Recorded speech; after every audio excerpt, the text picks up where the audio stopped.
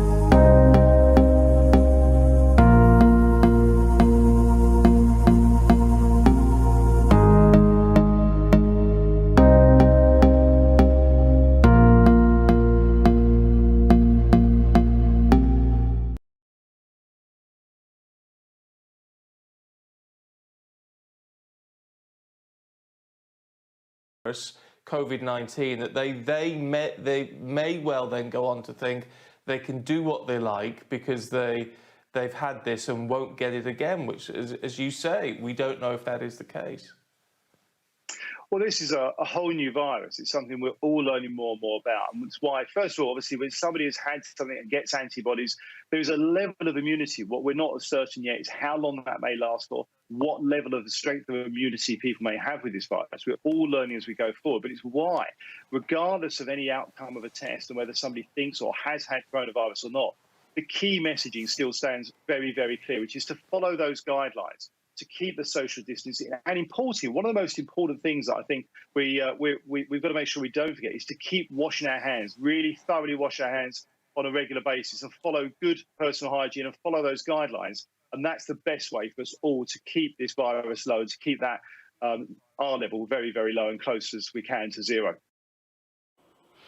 Meanwhile, the Shadow Health Secretary, Jonathan Ashworth, told us while he supports the quarantine scheme, it should have been introduced much earlier.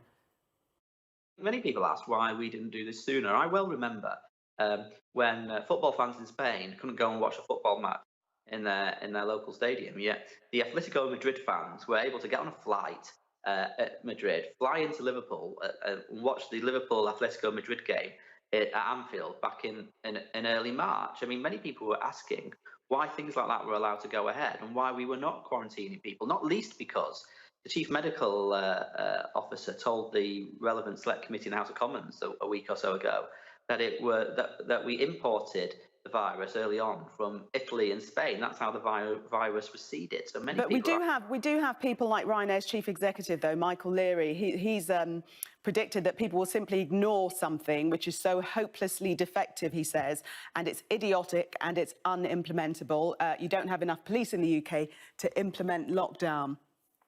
Well, I'll tell you what's utterly idiotic is not taking all measures necessary to take on this deadly virus, which has killed tens of thousands of people and has made a lot of other people very, very ill. No, not taking all the measures that we should be taking is the idiotic position. Our political correspondent Rob Powell is in Westminster for us now. And Rob, many people asking that question, why now? Why this 14-day in quarantine now and not before?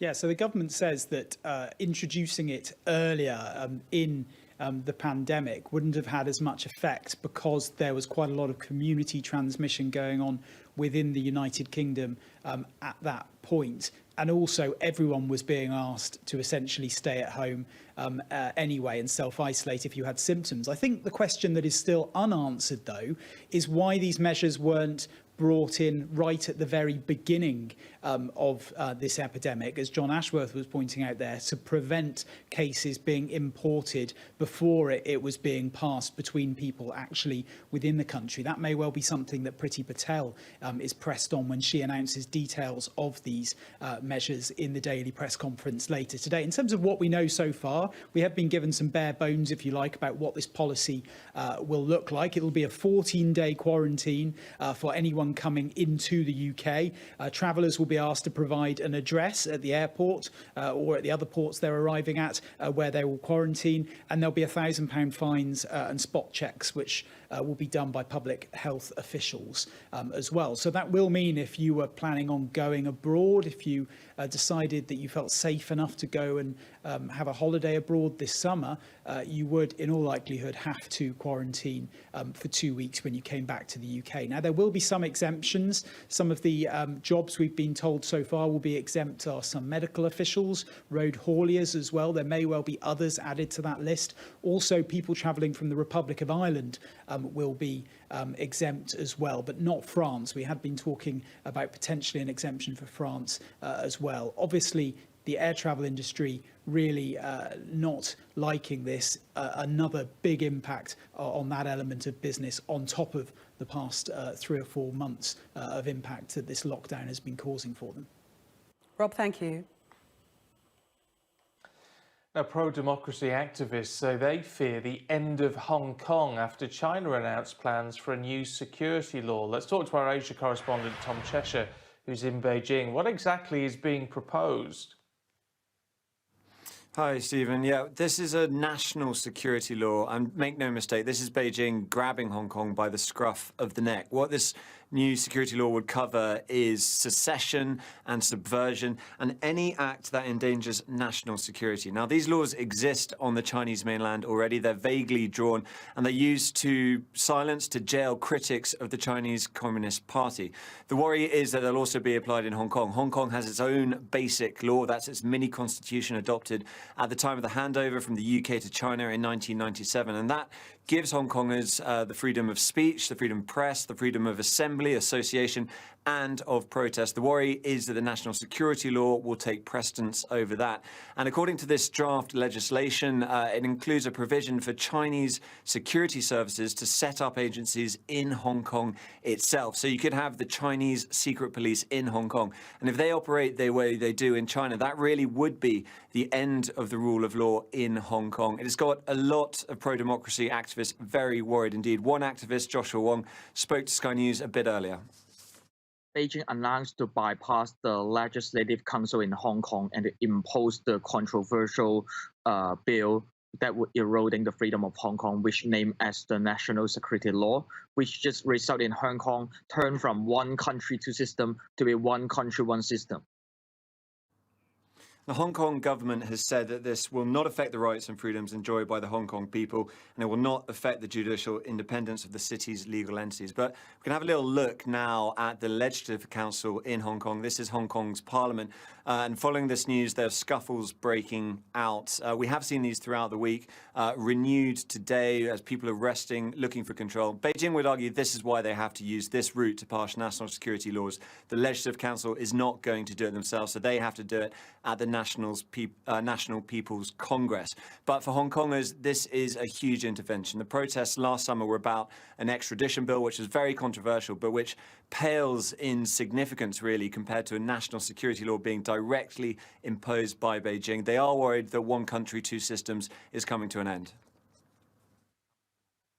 Tom, thank you. Well, let's have a look at some of the other stories making the news this morning. And the latest official borrowing figures have been released by the Office of National Statistics this morning, and they're big. It's been confirmed the government borrowed more than it has done in any month on record in April. They've added £62.1 billion to the budget deficit, mainly through the introduction of the job furlough scheme. The government has confirmed it's extended the mortgage payment holiday for homeowners. It had been due to end in June and will now run for a further 3 months. 1.8 million people have taken advantage of the scheme.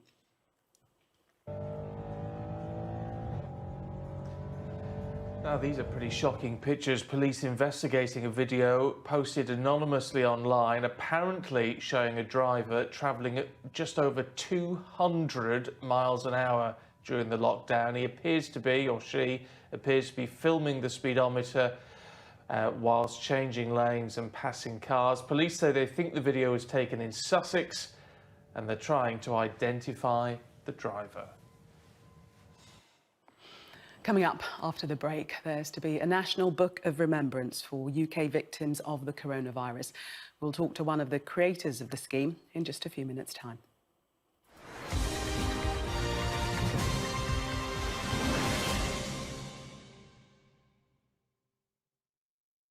The first daily briefing announcing some highly significant changes to the way we are going to live our lives.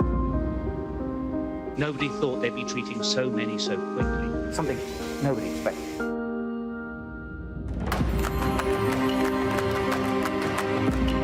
What are you most worried about at the moment? Their way of life could be a huge contributing factor. I think your reports have been excellent to shine a light on an area that doesn't get as much attention. This is the biggest challenge this country has faced since the war.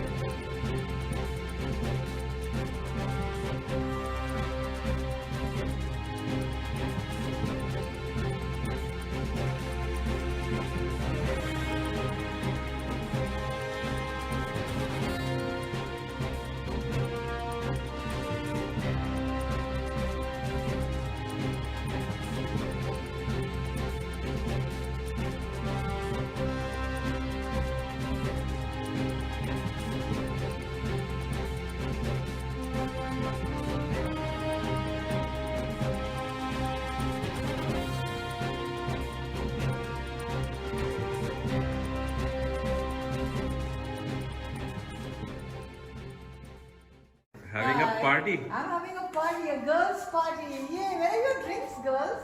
It is nothing short but an amazing day today.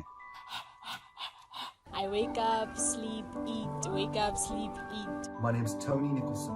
I'm a fitness coach and I'm an actor. You want some coffee? No. You want some coffee? No.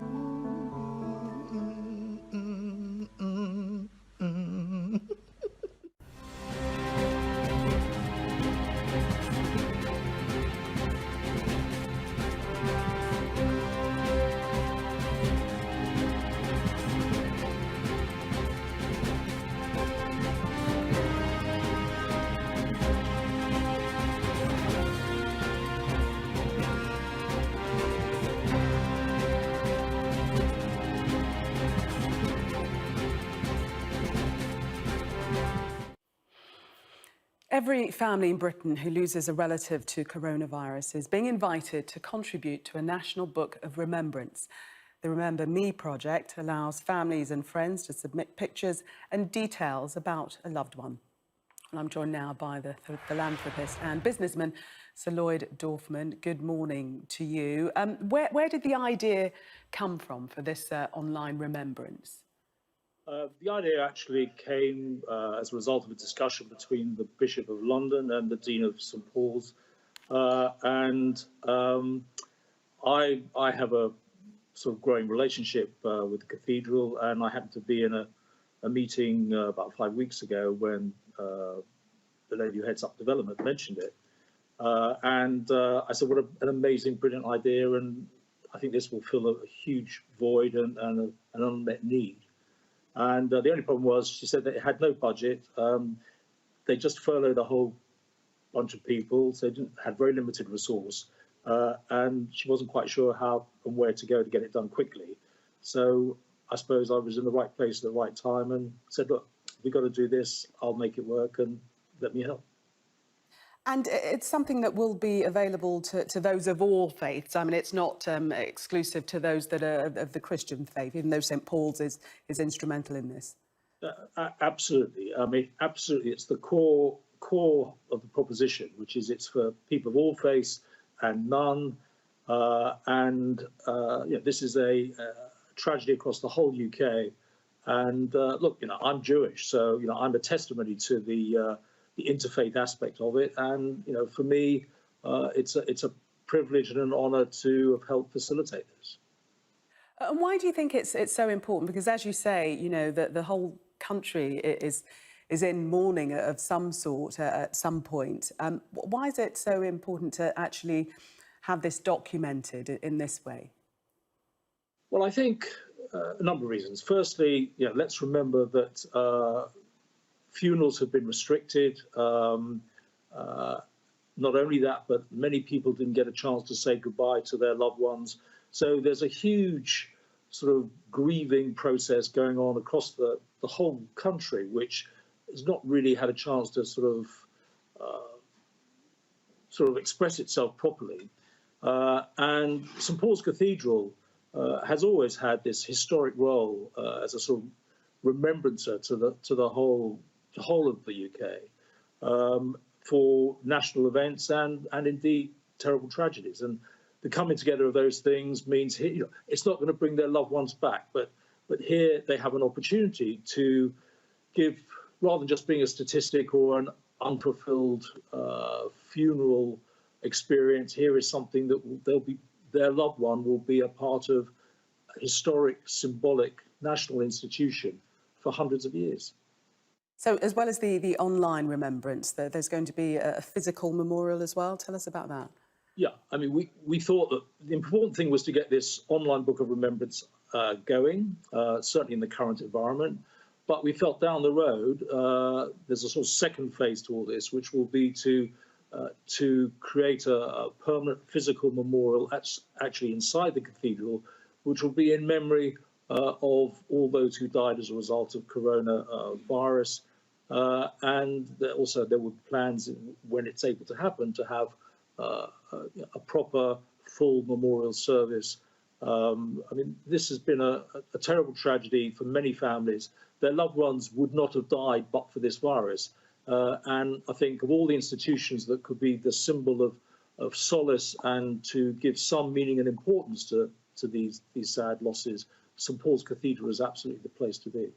And how can people leave their thoughts? Well, it's a very simple process. You go onto the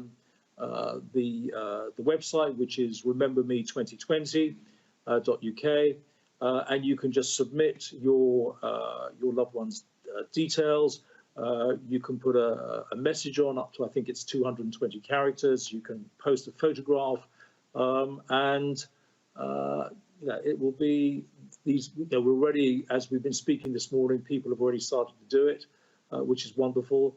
And of course, we were very thrilled that the Prince of Wales lent his support to this, because he's been a great proponent of interfaith activity over many years, and his message, I think, was very special. So Lloyd Dorfman, thank you very much for speaking to us. I'm sure it will help with the healing that's so much needed. Thank you. OK, time for a check on the weather for you today. Good morning, Nazanin. What can we expect? Well, Stephen, it looks like for the rest of this week we're going to continue to see rather unsettled conditions that we are already experiencing this morning. It's looking quite windy for today, and we are seeing some blustery showers as well as some spells of rain. Currently, the rain is across the north and east of the UK. That should mostly clear by this afternoon, but Shetland and Orkney will see that rain clearing northeastward, so a wet day there. Meanwhile, elsewhere, there will be blustery showers across many northern and western areas in particular, some merging to longer spells of rain for western parts of Scotland, and the northwest of the UK are likely to see gales and gusts up to 60 miles per hour. It's a cooler and fresher day for all areas. And for the rest of the weekend, we will see the winds eventually become lighter across the south, but there will still be plenty of blustery showers elsewhere. Naz, thank you. That's it from us. But Emma Crosby is up next with all your business news. Emma, what have you got for us today? Stephen, good to see you this morning. More reaction for you to that extraordinary number from the Office for National Statistics. £60 billion is the number that the government borrowed in the month of April, breaking all records. We'll be asking what that means for government finances and also what it means for the UK's economy. And also overnight, we had news from Facebook that they think over half or up to half of their employees will permanently be working from home after this pandemic is over. What does that mean for office space and office buildings? Well, one of the top executives from Canary Wharf will be joining me live on the programme. I'll be asking him that very question.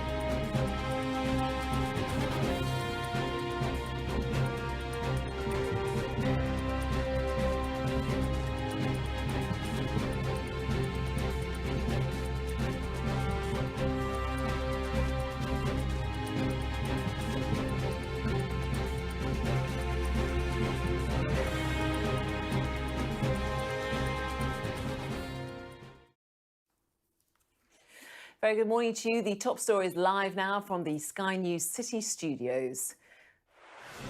The biggest month of government borrowing since records began, more than £60 billion in April alone. Pub giant JD Wetherspoon says it'll invest £11 million in screens and sanitisers to prepare for reopening. Facebook says half its employees will permanently work from home as bankers slowly return to the skyscrapers of London. Back to what you know, out-of-favour cereals get a boost to sales. I'll be speaking to the UK boss of Kellogg's. And how a British digital startup became one of Europe's biggest plant retailers almost overnight.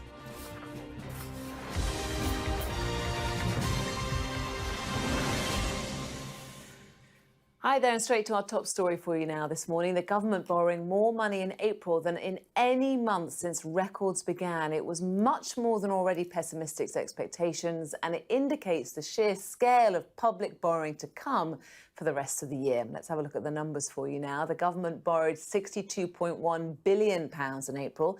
That is the highest level on record. It is up £51.1 billion on the same period last year. And if we have a look at the chart for you, you can see just how stark that huge jump is, that big line on the red there. This shows monthly borrowing back to 1997 with that extraordinary increase to the far right. Well, the Office for Budget Responsibility says it expects borrowing for the full financial year to be £298.4 billion. The Chancellor, Rishi Sunak, had this to say this morning. He said, "We've taken unprecedented steps to provide lifelines to people and businesses with our furlough scheme, grants, loans and tax cuts. If we hadn't provided this support, more livelihoods would have been put at risk and the economic and financial cost would have been much worse." Well, let's check in with how the pound is faring right now on the back of these numbers. It is off this morning. Well, it was, but it's now up slightly against the euro. It is down, though, trading currently against the US dollar. Let's get some analysis to these numbers now. Let's speak live to Craig Earlham. He is Oanda's senior market analyst. Craig, good to have you on the programme this morning. And I suppose this number is just reflecting the sheer financial scale of the government having to cope with this pandemic. Yeah, absolutely. I don't think anyone will disagree that the measures that were undertaken by the government in order to support the economy, most notably the furlough scheme, was absolutely essential. But it also comes at a great expense, and that's what these numbers are showing. You obviously referenced the kind of debt to GDP that we're now talking about, close to 100%. But again, you're taking into consideration here that tax revenues have plummeted at a time when the economy has also got smaller. So both of these things are going to exacerbate that issue. The borrowing numbers were obviously much higher than we were expecting. But again, people at times are kind of plucking numbers out the sky to try and try and come up with an estimate for what these kind of borrowing figures will be. So what we'll often see when these numbers are released, even if they are much worse, the markets give them a bit of a free pass because it's understandable that these numbers are going to be extraordinary. These are extraordinary times after all. What do you think this means for the government and its shaping of its finances this year? Well, I think it means that this year, I think the government is going to kind of largely ignore what the numbers are saying. This is a problem for a future date. This is a crisis after all, and this is a crisis that could evolve into a depression if it's not handled correctly. So really, at the bottom of the list of the priorities as far as the government is concerned right now is going to be how much debt they are going to have to raise in order to avoid a complete economic collapse. Fortunately for the government, the Bank of England is an enormous buyer of UK government debt under its quantitative easing programme. It's expected to increase that a lot more. And that's the reason why the government, in this time of need, has the great fortune of being able to borrow at negative rates, which will enable it to fund this without exacerbating the issue even further. Many other governments around the world are facing a very similar problem. So what could this do to the pound, do you think, on international markets? Well, the pound has been under a little bit of pressure, and I think there's a couple of reasons for that. One, I do think, is the fact that we don't just have this economic risk. I think that the prospect of what's coming later on this year, I do think, is a contributing factor. Obviously, it was a very tight timescale for Brexit already to get a deal over the line. That's now looking extremely more difficult, and there's no belief within Downing Street that this needs to be extended. Like it or loathe it, the markets do perceive this as a risk. So I think that's going to continue to be a downside pressure on the currency, given the economic climate that we already have. OK, Craig, we'll leave it there for now. Thank you very much. In other news today, the Facebook Supremo Mark Zuckerberg says within years, half of its workforce will permanently work from home. Twitter says all its employees can do so right now. Changes to how, when and where we work will be some of the biggest impacts of the crisis long term. But Canary Wharf Group, that owns and runs much of London's skyscraper-laden Docklands, says it wants to get its workers back into offices as soon as possible. Well, let's speak now to Howard Dorber. He's Managing Director of Strategy at Canary Wharf Group. Joins us now live, probably from your office in London. Howard, good to have you on the programme this hour. Are you concerned about future impact on potential profits then, if we're seeing a trend of more and more people going to work at home permanently? No, I don't think so. I think this is a challenge for everyone in the property sector to up their game, really. I mean, it's already a trend that we've seen over the last few years, more and more people working from home. Here at Canary Wharf, we've got a very significant number of tech tenants, tech occupiers. We've created our own tech accelerator here at Level 39. So we've worked with the tech sector for the last few years, and we've seen how they may well have a hub with a few people working together in the office here, but a lot of people working not just at home in the UK, but around the world as well. Facebook said half of its employees may be permanently working from home. They employ 45,000 people. That means they still need office space for over 20,000 people as that hub that people will sometimes come into for other reasons other than just sitting at a desk. So it's a challenge for us, for all of us, but it's really probably accelerating a trend that was already happening. OK, so when Jess Staley, the boss of Barclays, of course, one of your biggest customers in Canary Wharf, says he thinks that thousands of bank workers working in big, expensive offices may be a thing of the past, doesn't concern you? It's obviously we're in a situation right now in the medium term where we're looking at creating a safe environment for everybody coming back to work. And I should say we're not encouraging people back to work until the government says it's safe to do so. Right now, the government advice is work from home where you can. We do think that probably the next time the government advice changes, they may move to go to work if you can work in a socially distanced and safe way of work.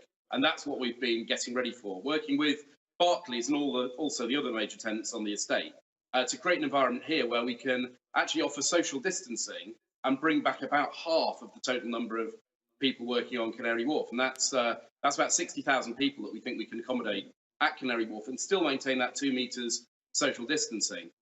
We don't think social distancing is going to be here forever. Obviously, we're all hoping that there's going to be a vaccine before too long. And in the meantime, we're working closely with the government and following their advice on what is safe in terms of the working environment. So we're working to get people back when they're ready to come. I mean, no mean feat, 60,000 people to be able to get back to Canary Wharf and operate safely. They've also got to get there, haven't they? What's it going to be like on public transport? Well, we've obviously been talking to Transport for London on a regular basis. They're telling us they can carry on the tube about 15% of the normal capacity if they're running 100% of the services, and again, keep that 2 metres social distancing. So what we've been looking at is alternative ways to get people to work, and also things like staggering start times. So it actually makes a huge difference in the morning. If people come in half an hour earlier than normal or half an hour later, then you avoid that big morning peak where obviously you've got the danger of overwhelming the tube services. So we've been extending our car parking, the opposite of what we've been trying to do over the last 10 years or so to get people out of their cars. We've provided additional car parking spaces. We've got additional bike spaces on the wharf, 6,000 cycle spaces. We've put up more temporary cycle parking. We're very fortunate here. We're on the river. So we've been talking to the Thames Clippers boat operator, and they're going to be running 28 services in the morning, and they can bring about 5,000 people in an hour during peak times. That's going to make a big difference. And we are talking about the period between right now, when obviously everyone's at home, if they possibly can be, and when social distancing comes off. So it's about that period where we're still social distancing, but people are coming back into the office. Yeah, an amazing project you've undertaken, Howard. For now, thank you very much, Howard Dorber. They're the Managing Director of Strategy at Canary Wharf Group. Other news now for you. JD Wetherspoon says it'll invest £11 million to make its pubs safe to reopen when the government allows it. The company says it'll employ additional staff to clean and ensure social distancing, as well as installing hand sanitizer points, screens, and providing daily health questionnaires for staff. New proposals from the Treasury would allow homeowners struggling due to the crisis to extend mortgage holidays for another 3 months or temporarily reduce their payments. More than 1.8 million mortgage payment holidays have been taken, and the first of these would otherwise be coming to an end in June. And China has dropped its annual growth target for the first time since the government started publishing goals in 1990. It also pledged more government spending at this year's meeting of Parliament. The economy shrank 6.8% in the first quarter. That is the first contraction in decades following the outbreak of new coronavirus. Now, cereals, the breakfast favourite imported from the United States back in the 60s, have struggled of late as people turn to lower sugar and trendier alternatives. But they've had a boost during the crisis. Sales are up. Now, the most famous name in the business, of course, Kellogg's. And Chris Silcock, he's the MD of Kellogg's, is here to talk about how food companies are responding and adapting to the current pandemic. Chris, good to have you on the programme this hour. Thank you for joining us. You are one of the biggest food producers in the world. So have you also seen an uptick in cereal sales during this pandemic lockdown? Yeah, absolutely. I mean, you know, how people buy, what they're buying, it's all shifting. So absolutely. I mean, packaged food, but particularly cereal, I think, has seen a real uptick as people have, you know, spent more time at home, obviously. And I think family breakfast is something that's come back. And so, yeah, we're seeing a real uptick for some of our larger packs of cereal, some of the brands that you'll know, you know, cornflakes, Rice Krispies, demand for those products up over 35%. So, yeah, big changes in the way people are shopping, less frequently, obviously, much bigger baskets, a lot of online and e-commerce business. And then, you know, we're working really, really hard to service that demand. And I think it's important to say, you know, we're doing that in quite a responsible way as well. So we've not furloughed any of our workforce. In fact, we've taken on additional temporary resource at our two big plants in Wrexham and Manchester to help to meet that level of demand. And you know, if you can imagine the costs associated with the changes that we're having to make, as you would expect, the factories, you know, they've all had to change the way in which they work to make sure that we're keeping our people safe. So strict protocols in place in the factories there as well, just to make sure that we're observing things like social distancing. We, you know, check people's temperatures on the way in.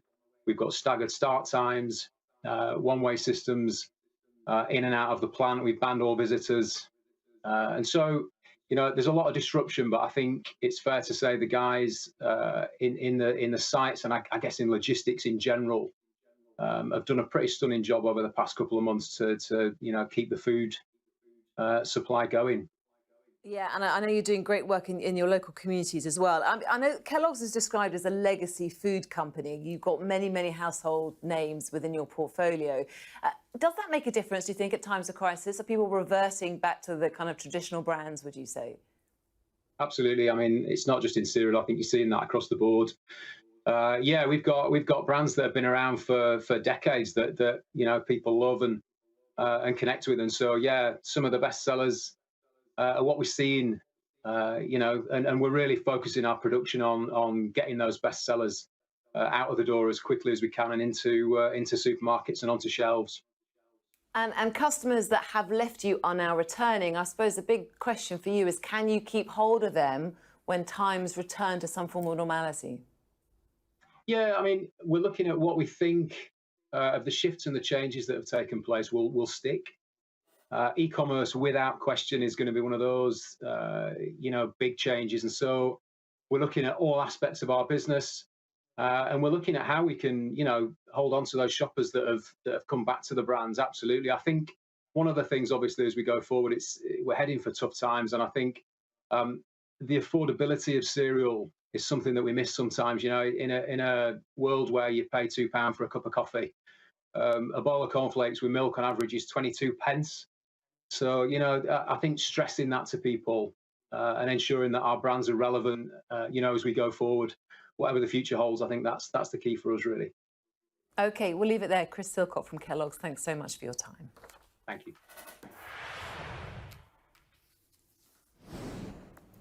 Let's take you on a quick spin around the markets for you this morning. Not a very happy ending to the week, it seems. A sea of red, or certainly it was when we went on air this morning across Europe after falls in Asia overnight. There you go, the German, French, Spanish markets as well. The FTSE 100 here is sharply down. It's now down 1.46% at 59.27, off around that mark. The biggest fallers are the banks and other financials, the likes of Prudential and HSBC, leading the pack down today. And also it's been a real risk-off day, if you like the jargon. Engineering firms badly hit by ongoing economic concerns. That's two of the big ones there. Melrose and Meggitt are off down, 2.5% and 5.5%. Burberry is the biggest gainer. It's up some 2%. Now, that's despite the news that it's pulling its shareholder dividend, like many other companies, to preserve cash. It also says sales down 27% in its final quarter. However, it is making progress in transforming the business before the crisis hit, and the city looks like it's giving them credit for that. Shares trading higher at just over 2%. Check in with the oil price for you now, reflecting the wider market today. It's down 5%. Fears about the global economy hitting the black stuff. Brent crude falling after making some gains this week. And the big news out of Asia overnight, new laws considered by Beijing and a potential crackdown means Hong Kong's main market, that's the Hang Seng, plunged more than 5%. Property developers in particular, hardest hit on that market. So, as you all know, we're spending a lot more time in our houses and our flats these days. Whether we like it or not, it seems we want something to brighten them up because more and more people are turning to houseplants to do just that. The digital brand Patch Plants says demand shot up 500% as the lockdown came in, and they became one of the largest retailers of plants in Europe almost overnight. Well, we can speak now to the founder and the chief executive of Patch Plants, Freddie Blackett. Freddie, good to have you on the programme. Very handsome plant behind you, as we would expect. So what has lockdown meant for your company then? I mean, that's an incredible number, isn't it? A 500% spike in sales. Yeah, thanks, Emma. Yes, you're right. We're 4 years old. We've been a fast-growing business since we were founded. Our revenues have grown 100% in each of the last 2 years. So we are, I suppose, set up for very rapid growth. But no, none of us could have expected what we saw around the middle of March and still to this day. We've seen, I suppose, a complete shift in the dynamics of supply and demand. So as more and more people are at home, many of these people are spending much more time at home than they thought they'd ever spend. And as a result, they're looking around and thinking, well, how can I improve this, my home or my home office? And on the other side of the coin, the supply of plants, at least at the consumer end of the value chain, has collapsed. So garden centres, plant shops, florists, generalist retailers being shut. So we've just seen a huge spike in demand for businesses like Patch. And now you import your plants from the Netherlands, so you're reliant on cross-border trade. Has that been difficult in these circumstances? It was a bit precarious at first, yes, as we were all getting used to each government's regulations. So we are subject to UK's regulations, Holland's, but also Belgium's and France as those trucks are coming through those two countries. But it has settled down since, yes. It's a success story that you've been able to match that huge demand, given that you are still a growing company. The news now that garden centres are open around the UK means some of the customers that have come to you may revert back to old ways. How will you try and keep hold of them? Yeah, you're right to note that. I think our proposition is unique though, and hard to compare against garden centres. Just to give you a reference point, about half of our customers have never bought plants before. For many of our customers, even those who have bought plants, they lack confidence, and they find the experience of a garden centre a bit exclusionary. You know, going in and finding a retail experience that is not exactly intuitive to them, with Latin being the lingua franca of those garden centres. And so we haven't seen in the data yet any of those customers moving across the garden centres since they opened up last Wednesday. I do expect we've taken some share from the offline market that might return. But I'm also hopeful that and optimistic that a lot of consumers' attitudes to buying plants has changed for good. If you remember back at the beginning of the millennium when Ocado came out and people were very cautious about the idea of buying fresh fruits and veg online, I think we saw a bit of that when Patch started, but that's changed dramatically in the last couple of years, and even more so in the last 6 to 8 weeks. Interesting you're talking about trends. I mean, you've benefited enormously, haven't you, from the Insta generation? I know that houseplants are trending massively on Instagram and the likes, but they're a fickle bunch, aren't they? What's to say that plants could be out of favour in the next 5 years? Well, I think there are a lot of trends that sit above Patch's recent success, and one of them is probably right, is a design trend. But more than that, plants are amazing at helping to reduce people's stress, anxiety, depression on a preventative basis. They're great at giving people a source of solace and calm, and especially this week in Mental Health Awareness Week, I think that's particularly relevant. And I don't expect that's a short-term trend that plants can, for a long time, support. OK, we'll leave it there. Thank you so much for joining us. Now, batteries are the future. We're often told that, from electric vehicles to storing green electricity. But with a steep recession and demand for cars plunging, along of course with supply shortages and workforce disruption, how is this crucial and also very innovative sector coping? Well, let's find out, shall we? Live now to Kevin Brundish, Chief Executive of Ampty Power, which manufactures batteries up in Thurso in northern Scotland, even though I think you're joining us from London, aren't you, sir? Thank you so much for being on the programme this hour. I mean, how are you coping in this pandemic? Yeah, good morning. So we're coping fine. I mean, demand is really a long-term thing for us in the electric vehicle market. It takes something like 5 years to develop a car from start to finish. So we're looking at the growth really on a long-term basis, and we recognise that there'll be a short-term impact. But on the longer term, we're fine. And in terms of operations through the difficult lockdown, you know, you've heard from Kellogg's earlier that there's a lot of things that manufacturing are doing to make sure they can remain operational and be safe. And we've implemented all the same types of processes. We've got single people at various stations. We have a lot of space in the plants, so we can maintain social distancing and carry on manufacturing. You've got a wide spread of customers from automotive sector, aviation, oil and gas. What are they telling you about business conditions for them? We know aviation and autos are really hurting, aren't they? They are. I mean, you know, both those sectors have got some near-term tough challenges. There's no doubting that. But nonetheless, the drive to zero and the move towards electrification is still happening. So we are still seeing the pace being kept on that drive to, you know, carbon-free vehicles and obviously electrification of other areas such as automotive. I think not forget we also cover energy storage, which is another aspect of quite large demand. So across those markets, that electrification story is still driving forwards quite hard. Even with a big recession? Yeah, we haven't yet seen any drop in the demand, but as I said, you know, the forecast is for long term. We do know that there will be some short term impacts, but our plans are for, you know, larger volumes in 2023 onwards, when electric vehicles start to really pick up towards the sort of 2040 net zero targets and 2050 net zero targets, and you know, the removal of petrol and diesel vehicles. So we're really focused on that longer term play rather than a short term you know, upside. But demand is still outstripping supply. So despite the difficulties being forecast, the electrification side is still moving forward at pace. And you're operating at a very high-tech plant in Thurso in Scotland, so lots of regional variations there. What kind of support are you getting from the Scottish Government? We've had great support from the Scottish Government. I mean, obviously, our plans are to expand, and they've been highly supportive of that. And we've just recently signed an agreement with a larger entity that are looking to put a very large platform, a very large manufacturing platform in the UK. And that's now moving to a sort of central government side. And support from both Scottish and central government in the UK has been very strong. OK, we'll leave it there. Kevin Brundish from Ampty Power, thanks so much for joining us. Thank you.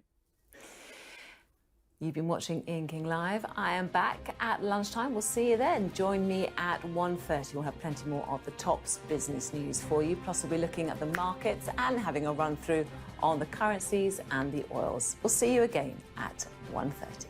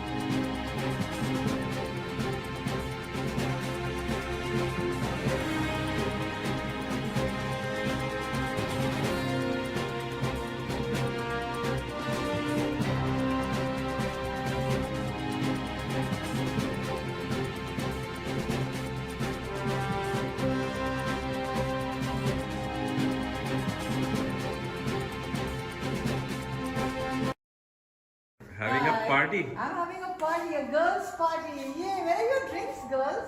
It is nothing short but an amazing day today.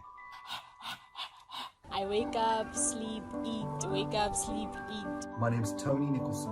I'm a fitness coach and I'm an actor. Want some coffee? No. You want some coffee? No.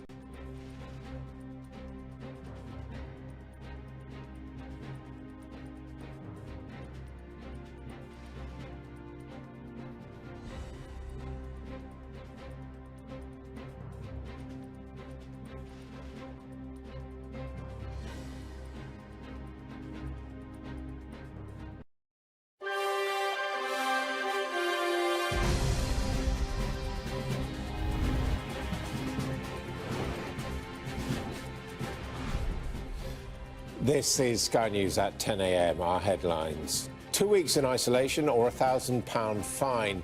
New measures for travellers to the UK, including British citizens. The science on schools. The government is expected to release the advice behind the decision to get teachers back to work. The end of Hong Kong as we know it. Politicians and activists react angrily after China announces new security legislation. Beijing broke the promise of the Sino-British Joint Declaration, so the tremendous change lies ahead. We must keep on the fight in Hong Kong. 200 miles an hour. Police hunt a driver who filmed himself speeding down a UK motorway. And William and Kate, 88. The royal couple call bingo numbers for a care home in Wales. People travelling to the United Kingdom, including British citizens, will have to go into quarantine for 14 days. The government has confirmed this morning. The measure is being brought in to help stop the spread of coronavirus as countries around the world start to open up their economies again. Well, we now know that there will be a 2-week quarantine for most people coming into the UK. It hasn't been confirmed when this will start, and it has to pass through Parliament. Travellers will be asked to provide the address where they will quarantine upon arrival. Breaching the rules could lead to a £1,000 fine, with spot checks carried out by health officials rather than the police. Road hauliers and people coming to work for the NHS will be exempt. While the common travel area, including the Republic of Ireland, won't be affected, the Northern Ireland Secretary Brandon Lewis confirmed the plans to Sky News today. We want to keep our R level down. We're a country that welcomes people from all over the world, but it is appropriate that we say if you're coming to the United Kingdom, we need to protect your own health and the health of the people of the United Kingdom. And the best way to do that is to ensure people do go through that quarantine period to ensure they have no symptoms and are not able to add to the spread of the virus. We are saying to people, you've got to make your own arrangements. If you come into the United Kingdom, then you're coming here and you need to make those arrangements, understanding that there will be, obviously for UK citizens coming back, they'll be able to go home and quarantine at home. For visitors, they will need to make arrangements for where they can do that quarantine for 14 days. Well, let's get the latest from our political correspondent, Rob Powell. Rob, the government clearly intending to impose quarantine, but quite a lot of variation into who's going to be affected. Yeah, there will be exemptions for certain professions for one country as well, the Republic of Ireland. If you're travelling from the Republic to the United Kingdom, you won't have to go through this 14-day quarantine. There had been some talk earlier in the week about France possibly being included as an exemption. That it won't now be included. If you're travelling from France, then you will have to do the 14-day quarantine as well. Certain professions as well. I think we'll probably get a list of various jobs and reasons for travelling to the UK that will get you out of this quarantine as well. That's likely to include some medical officials and road hauliers as well. Now, the aim of this is, as case numbers drop in the UK, the government wants to stop the virus being re-imported from abroad. But I think it does raise questions, and people have been asking already why this hadn't been done sooner. Labour has been questioning why this wasn't brought in earlier. The government says that's because there was so much community transmission going on, people passing the virus from person to person within the UK, that actually it would have made quite a marginal impact to stop people or quarantine people as they came into the country. But that doesn't quite get to the question of why, before the epidemic really started to take off, more restrictions weren't brought in. At the moment, the Home Affairs Select Committee is cross-examining, getting evidence from a number of border experts. And one former boss of the Border Force, Tony Smith, said he was surprised that no more tighter restrictions had been brought in earlier. And actually, from the mid-March date, when border restrictions actually started to be eased in the UK, you no longer had that mandatory self-isolation if you're coming from certain regions. He said other countries were actually incrementally escalating their border restrictions. So I think there'll be questions for Priti Patel at the press conference today about why the government didn't act sooner to bring in border restrictions. A few weeks ago,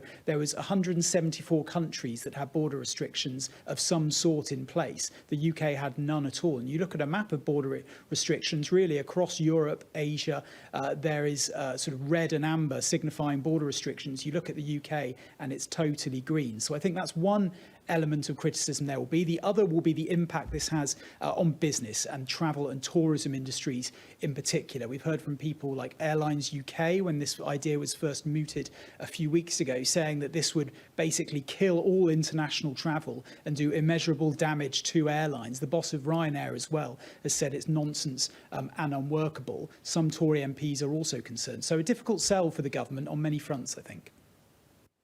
Thank you very much indeed. The Home Secretary is expected to unveil more details about the scheme in today's briefing from Downing Street, which of course you can watch from Sky News. That's usually around 5 p.m. And a reminder, there is something coming up here on Sky News in the next couple of weeks in which you can take part. From the 1st to the 4th of June, Dermot Monaghan's going to host After the Pandemic, Our New World.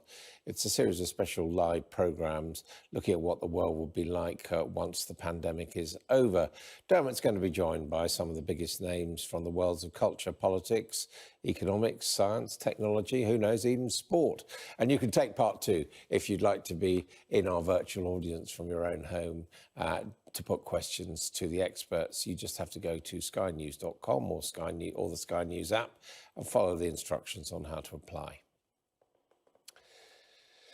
The government will try again today to convince parents and teaching unions that it is safe to reopen schools for some pupils in England from the beginning of June. It's expected to publish the detailed scientific evidence it's been receiving on school safety and COVID-19. Sky's Rebecca Williams reports. You'd be forgiven for thinking the summer holidays had already started, but some children are expected back at school in just 10 days' time. And whilst for many that comes as a welcome relief after months of homeschooling, a new survey suggests it's causing anxiety for 73% of parents.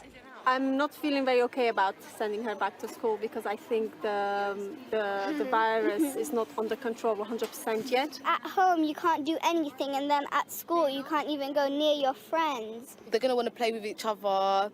And I mean, with all the parents coming in the morning, are we going to have the queue to bring our children in? I'm really happy about that. I'm really excited. It will make my life much easier. At home I don't have to dress up in school uniform, and I don't have to wake up as early, but then it's really hard to be still self-motivated.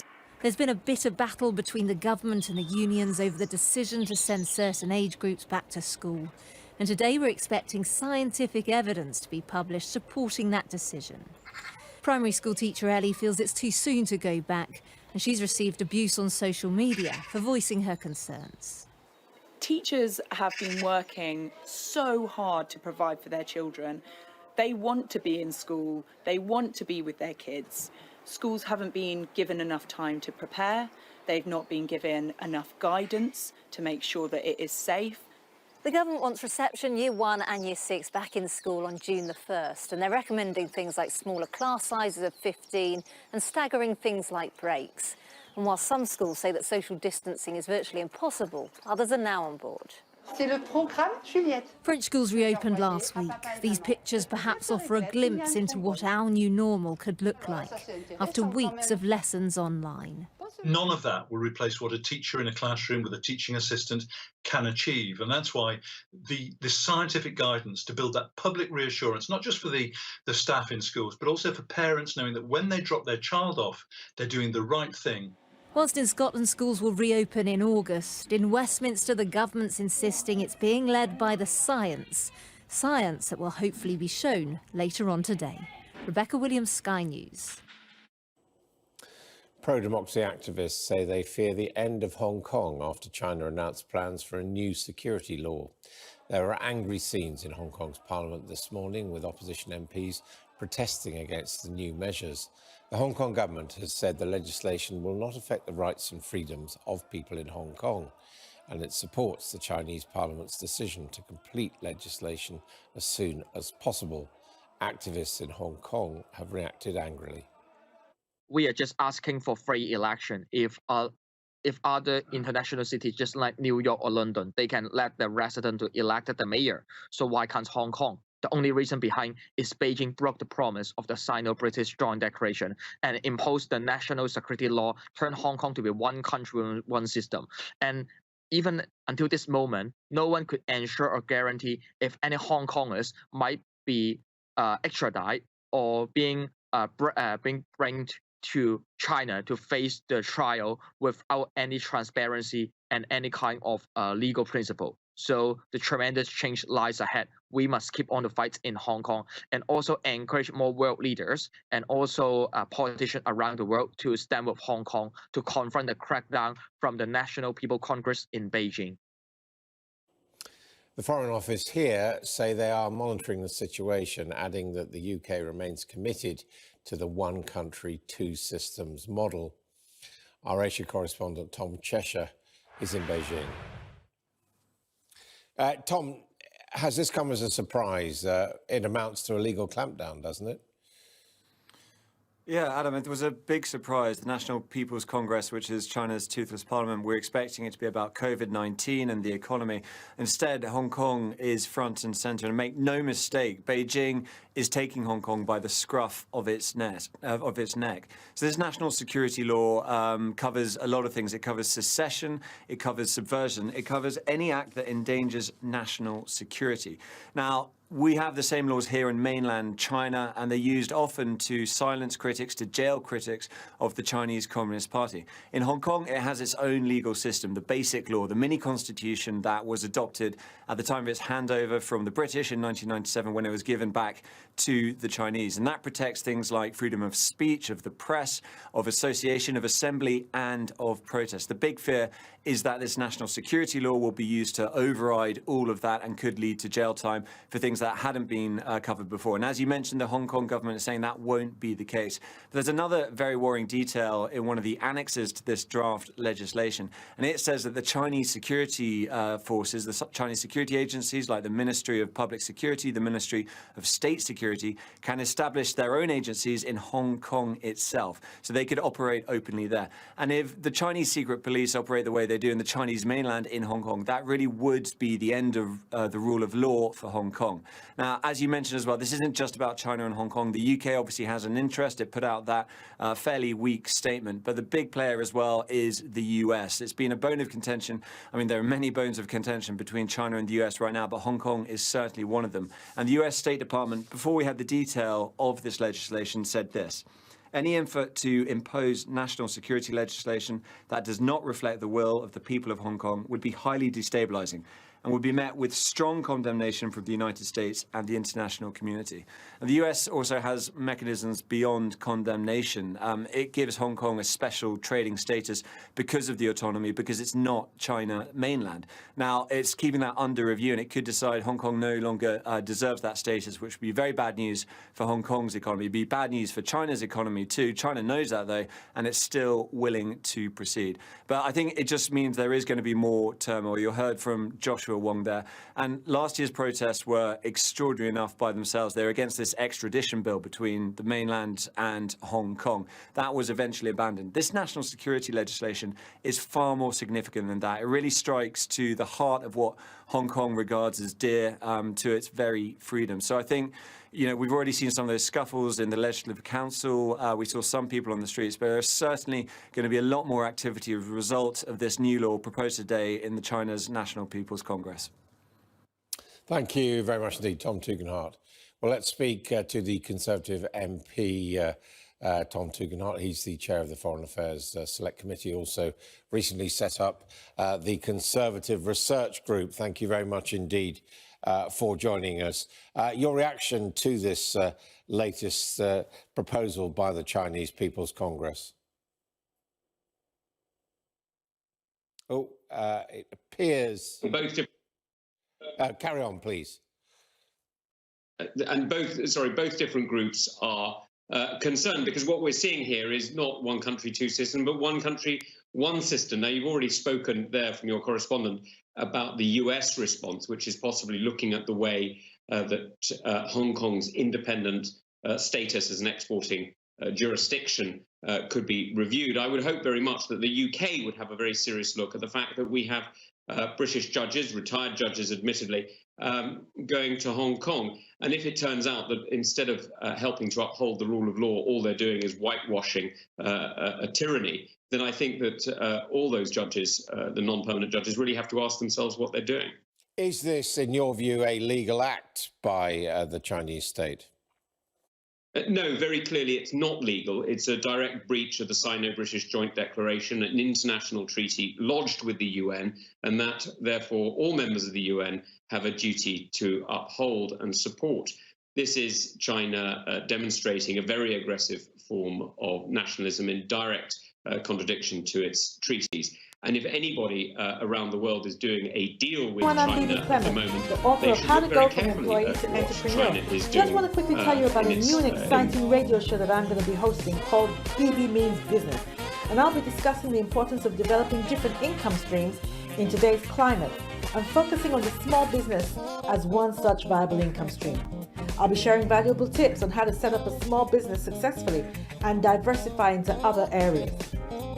I'll also show you how to discover your gifts and your talents and how you can monetize them, all with the aim of helping your dream of becoming financially free become a reality. So join me, BB Clement, every Tuesday on Starr Radio at 1:30 p.m. Remember, don't let life dictate to you, rather, put your signature on life.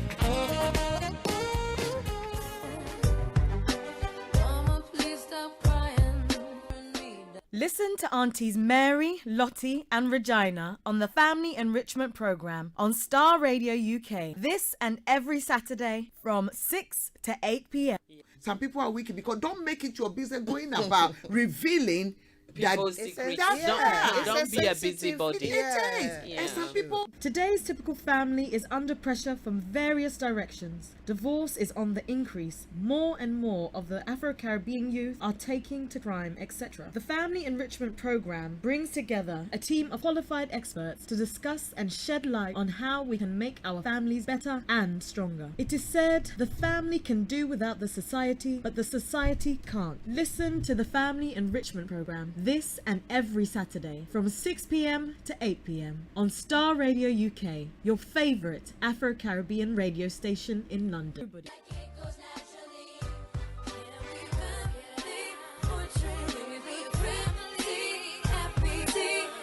Download our app in iTunes and the Google Play Store.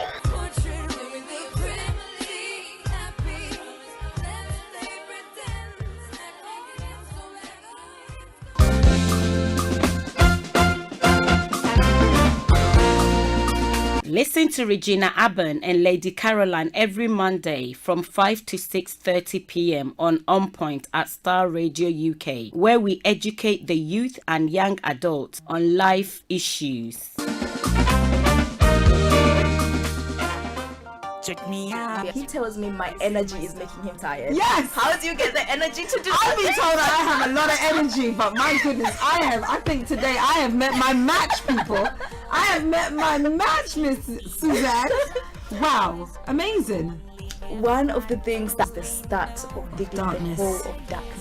So what did that? Myself and the world will adjust. And 2019. Forget the proverbial boardroom. Join me, Simone Frazier, on The CEO, the program that gives you the driving seat over your life. Every Tuesday, 8 p.m. only on Starr Radio.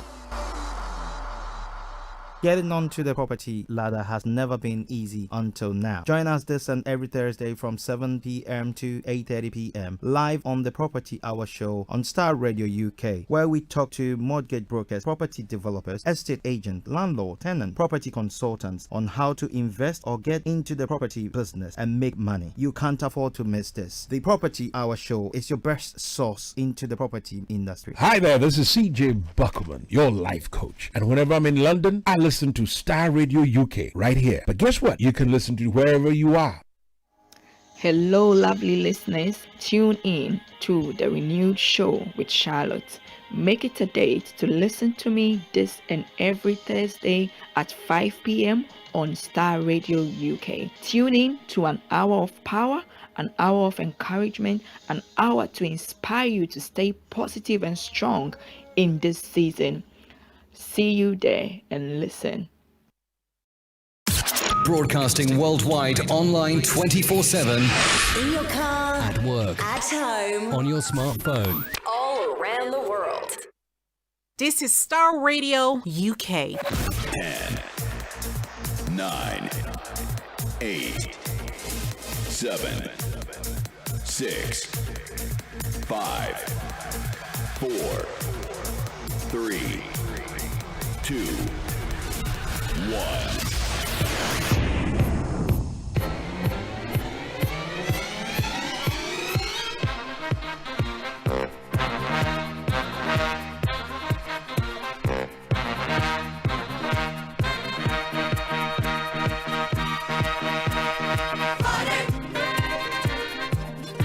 Thank God it's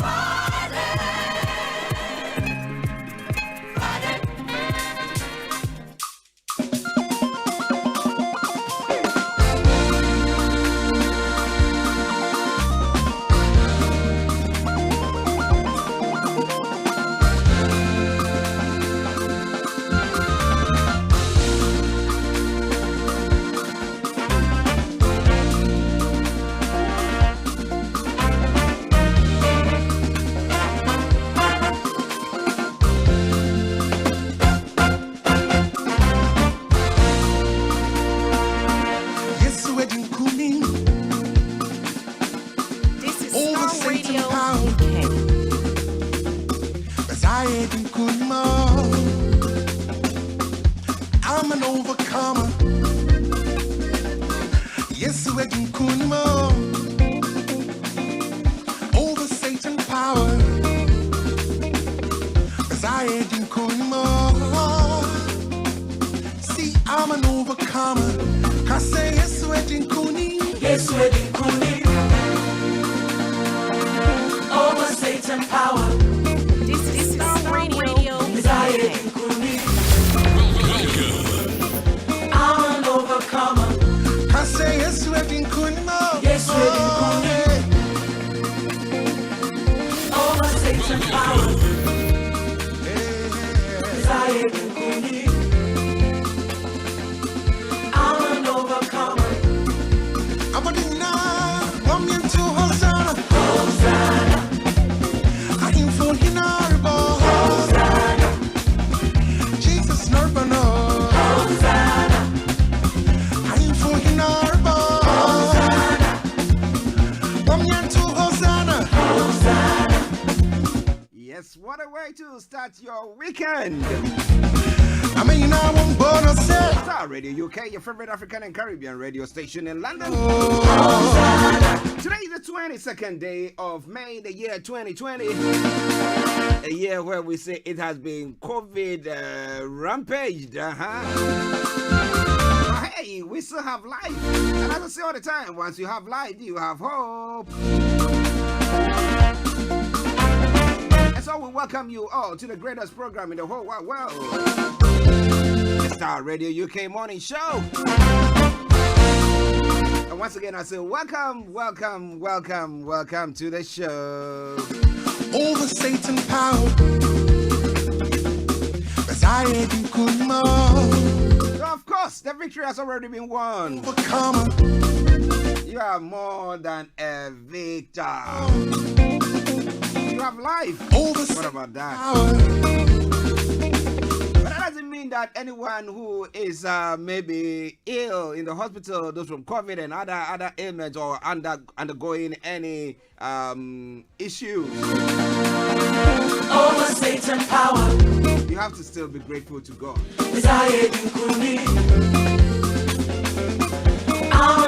On this note, Starr Radio UK want to welcome you all to the program. Love you all to bits. And we say welcome to the show.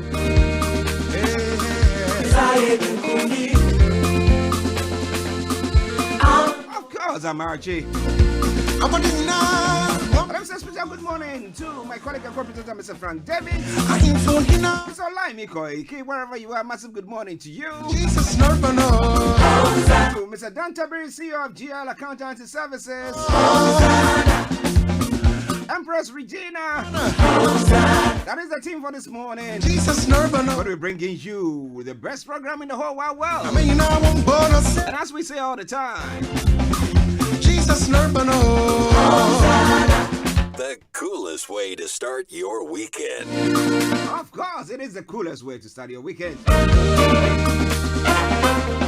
Though you are on lockdown, or we know that it's been eased a bit, but you cannot go around doing everything that you want to do, your parties and everything, you know. Or whatever it is. Maybe you have someone celebrating their birthdays or having a special bash and you want us to do a virtual one and therefore give a shout out to the person. Feel free to do so. Let me say good morning to Pastor Emmanuel Chidi. Go, thank you very, very much. Now, you know, wherever you are, what you can do for us. Yes. Share the page with your friends and loved ones if you're on Facebook, if you're on Twitter, Periscope, YouTube, or all the other platforms. Share the links with your friends and loved ones. But you know what I want you to do for me? Subscribe to our YouTube page, the Starr Radio UK. It's STARR Radio. The special star, you know. I'm an overcomer. Yes, Starr with a double R. Radio UK. Satan power. Once again, I welcome you. I welcome you. I welcome you. The Apostle himself, Brother HB, wherever you are, massive good morning to you. Auntie Mary, Mrs. Mary Bruce, Mom. Good morning. All members of Bible Life Family Ministries, we salute you. Good morning to Pastor Nana, Divine Life Assembly, and all members. Mercy V. And all those wonderful people there. We say massive, massive good morning to you. And thank you very much for your support. And bros all the way. Jesus, in Aberdeen. Felix, morning to you. I hope you are doing very well. I hope you are prodding on. Kojo, come on. I like to say morning to my brother Kwame Chalite. Well, hear me. Bugula, you be a born. Okay. I think Bugula is a translation, a direct translation to we are prodding on. Felix, what do you think? Ha ha. I'm an overcomer. So we welcome you to the program. If it's the first time of tuning in to listen to us on this program, this is how the program flows or rolls. I'll be bringing you the quote for the day that will be followed suit by the weather forecast and the travel updates. We'll then move on from there, bring you some lovely music, of course. It is a Friday. It's a Friday on a lockdown like this. What can we do? We have to make sure we entertain you, educate you, and inform you. So that's what we call edutainment. What about that? I'm an overcomer. And now we're looking at stories making the rounds here in the UK and across the globe. Like I say all the time, from Accra to Zanzibar, from archaeology to zoology, we'll be touching on that if it's made the headlines. Then at 11 o'clock exactly, we'll have Mr. Olayomi Koiki joining in to bring you updates from Nigeria. For all of you who have contacted us to be an outstretched hand of Starr Radio UK, wherever you are, we will make sure that we get back to you. Starr Radio UK. Then after that, exactly at 11:30, we'll be opening the lines for you to join in the discussion. So if any of the news have made have touched you, or you think you have more information about anything, you want to ask any questions, feel free to do so. I'll be at 11:45, let me put it that way. Starr Radio UK. At 12 o'clock exactly, we'll be having Empress Regina, who will be joining us on mental health issues. He's a lot strong and man. You know, the lockdown and everything that is going on. Anxiety that people are going through. See, I'm an overcomer. Abuse at home. Listen, no weapon. And a lot more. How do you cope with it? After this pandemic or this lockdown, everything is over or it's easy. It's wedding cool. Now, Empress Regina will come your way to throw more light on that. Yes. And when all is said and done, over Satan power. Someone says money makes the world go round. See, I'm an overcomer. So we'll be having our money man joining us exactly at 12:30. With the money hour or on the money hour. You have any questions pertaining to what the the Chancellor of the Exchequer has said, or any issues pertaining to your account or anything. Maybe you are trying to apply for some money and you've not gotten it through. You think that maybe you messed up. Make sure that you get in touch during that course or the course of the program or listen to that program. And Mr. Tabiri will be addressing that issue for you. So then at 1 o'clock exactly, the program is brought to a close. So that is by way of the program outline for you today. It is Starr Radio UK, your favorite African and Caribbean radio station in London. Kojo, come on.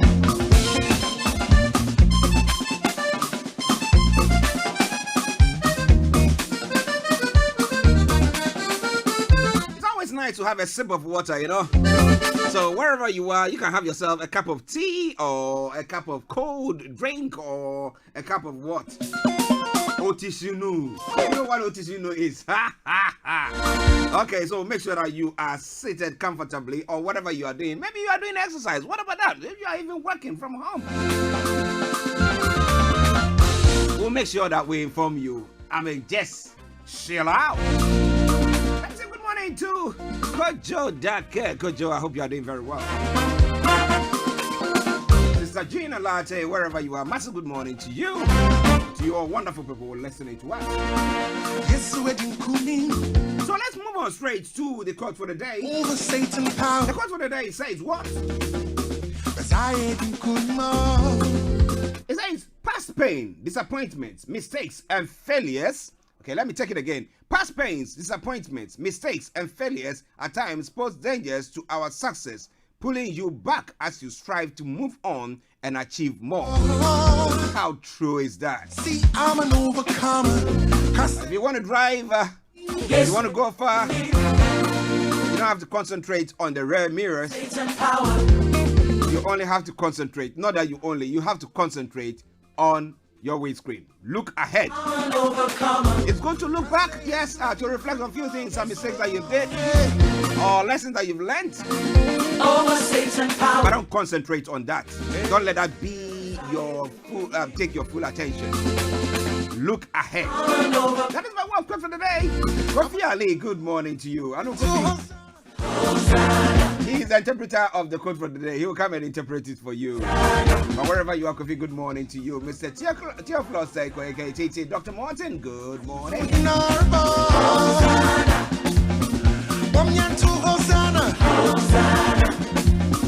Jesus, it seems to be a bit warm here in the studios, and I'm like, okay, what's going on? But looking out there, it seems to be a bit cloudy. But I can tell you assuredly that the weather is a bit warm here in London. HRH Linda Pellier, good morning.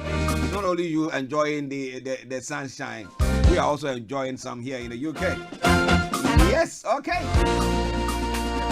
Now, today is going to be staying largely dry and sunny through this afternoon with occasional patchy cloud. However, there will be a brisk southwesterly wind, cooler than it's been yesterday. See, I'm an overcomer. Tonight will remain dry with largely clear skies, although brisk southwesterly winds will continue. For the greater one, the top temperature is going to be 23 degrees. The lower is going to be 11 degrees.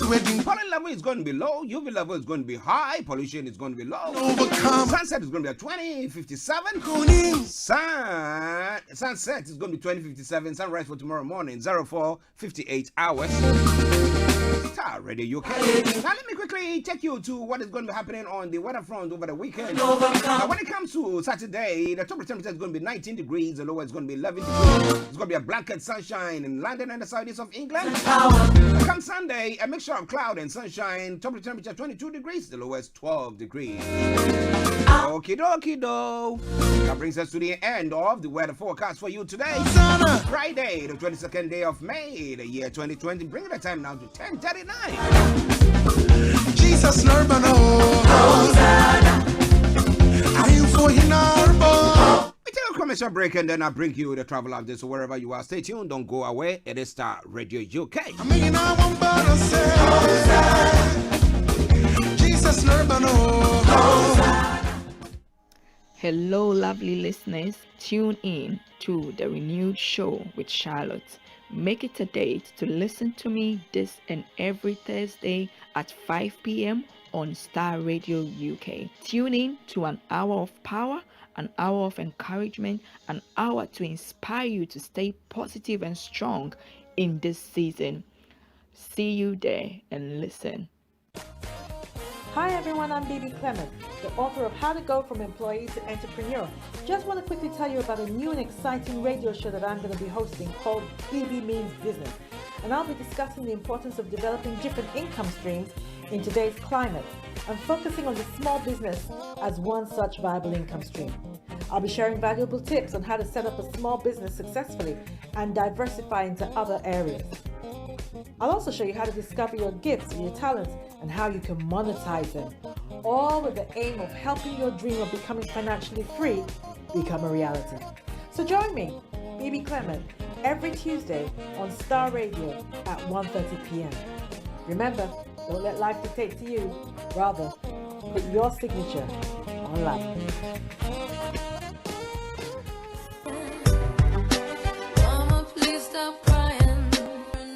Listen to Aunties Mary, Lottie and Regina on the Family Enrichment Programme on Star Radio UK. This and every Saturday from 6 to 8 p.m. Some people are wicked because don't make it your business going about revealing people's secrets. Don't be a busybody. And some people. Today's typical family is under pressure from various directions. Divorce is on the increase. More and more of the Afro-Caribbean youth are taking to crime, etc. The Family Enrichment Programme brings together a team of qualified experts to discuss and shed light on how we can make our families better and stronger. It is said the family can do without the society, but the society can't. Listen to the Family Enrichment Programme this and every Saturday from 6 p.m. to 8 p.m. on Star Radio UK, your favourite Afro-Caribbean radio station in London.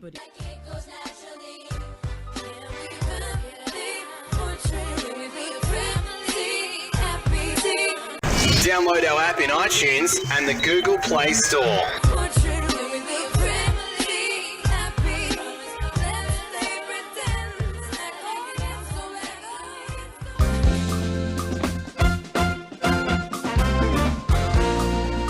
Listen to Regina Abban and Lady Caroline every Monday from 5 to 6:30 p.m. on Point at Star Radio UK, where we educate the youth and young adults on life issues.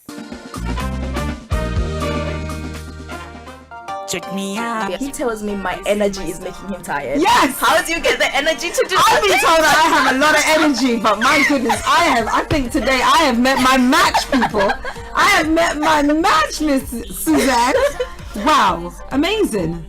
One of the things that's the start of the darkness. The hole of darkness. So what did that? Myself and the world will adjust. And 2019. Forget the proverbial boardroom. Join me, Simone Frazier, on the CEO, the program that gives you the driving seat over your life. Every Tuesday, 8 p.m. only on Star Radio. Getting onto the property ladder has never been easy until now. Join us this and every Thursday from 7 p.m. to 8:30 p.m. live on the Property Hour show on Star Radio UK, where we talk to mortgage brokers, property developers, estate agents, landlord, tenant, property consultants on how to invest or get into the property business and make money. You can't afford to miss this. The Property Hour show is your best source into the property industry. Check it out.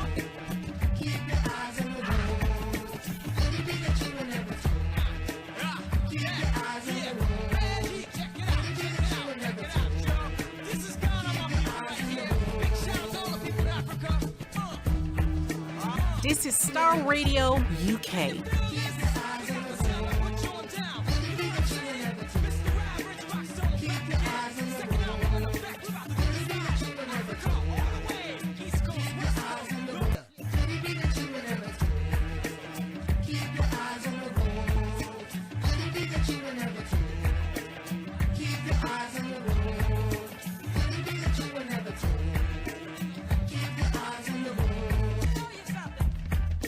Yes, so keep your eyes on the roads, keep your eyes on the roads. I'm keeping updated. I promise I'm on the Star Radio UK travel update that comes your way every weekday from 10:30. It's now 10:44. Hope you're enjoying the program wherever you are. So let's see what is happening on the travel this morning. On the underground this morning, I can tell you shortly that on the underground, goods special service throughout, apart from the Waterloo and City lines that is still closed. The other side, London Tramlink, TFL Rail, London Overground, DLR are all in good service. Now continue to keep your eyes on the roads and we'll keep you navigated. I promise, our bond. Now let's move on to the river bus. As you know, there is bus suspension on all lines apart from Woolwich Ferry, RB1X and RB6. Now remember, keep your eyes on the road. Now finally, let's move on to the great, my apologies, the last but one, to the National Rail. Great Northern Rail has got a special service there. That aside, all the others, good service. Now finally, let's move on to the major roads in London. Let me tell you what is happening there.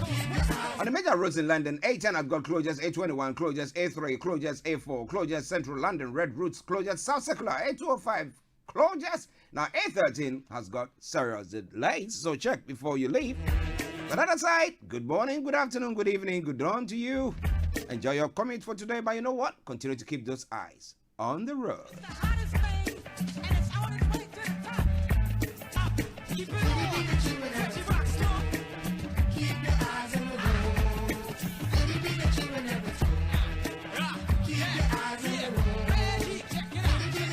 Okay, a quick break and I'll bring you the first couple of little choice of song before we look at some of the stories making the round. So stay tuned, don't go away.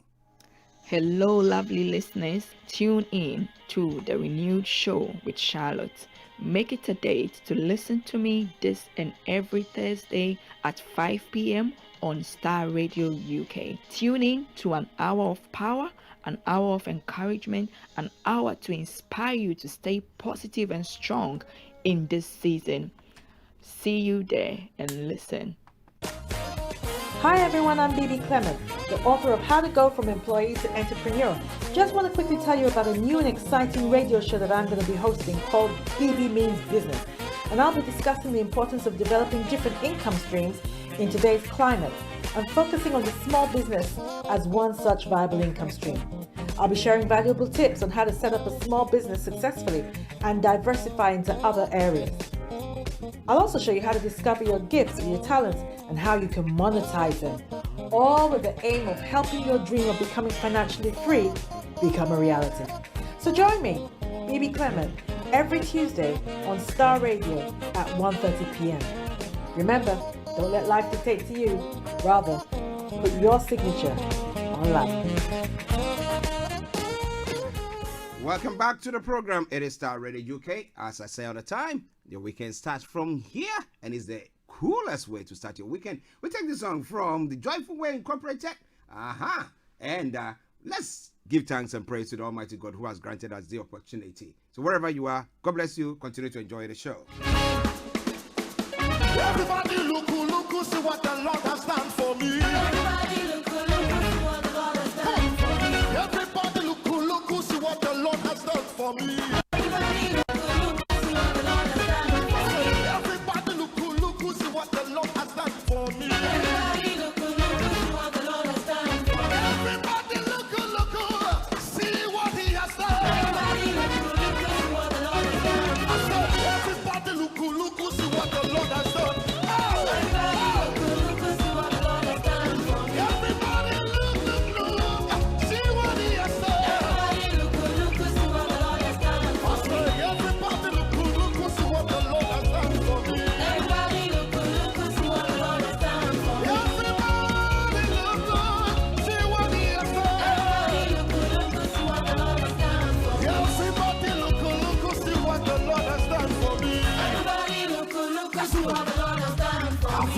What the Lord has done, He has destroyed the works of Satan. He has given us the victory. That's why we say, oh say yeah. What the Lord has done, He has destroyed the works of Satan. He has given us the victory. That's why we say, oh say yeah. Have you heard what the Lord has done? The works of Satan. He has given us the victory.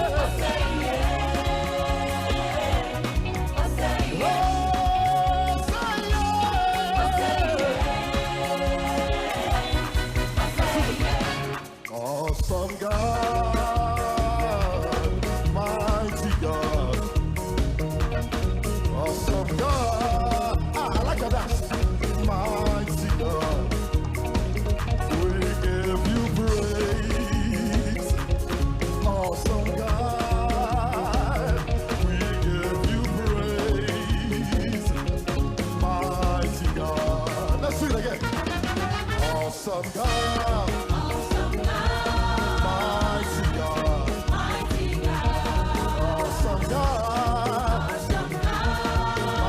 Mighty God. Mighty God. We give you praise. Awesome God. We give you praise. Come on, let's do this. Mighty God. You are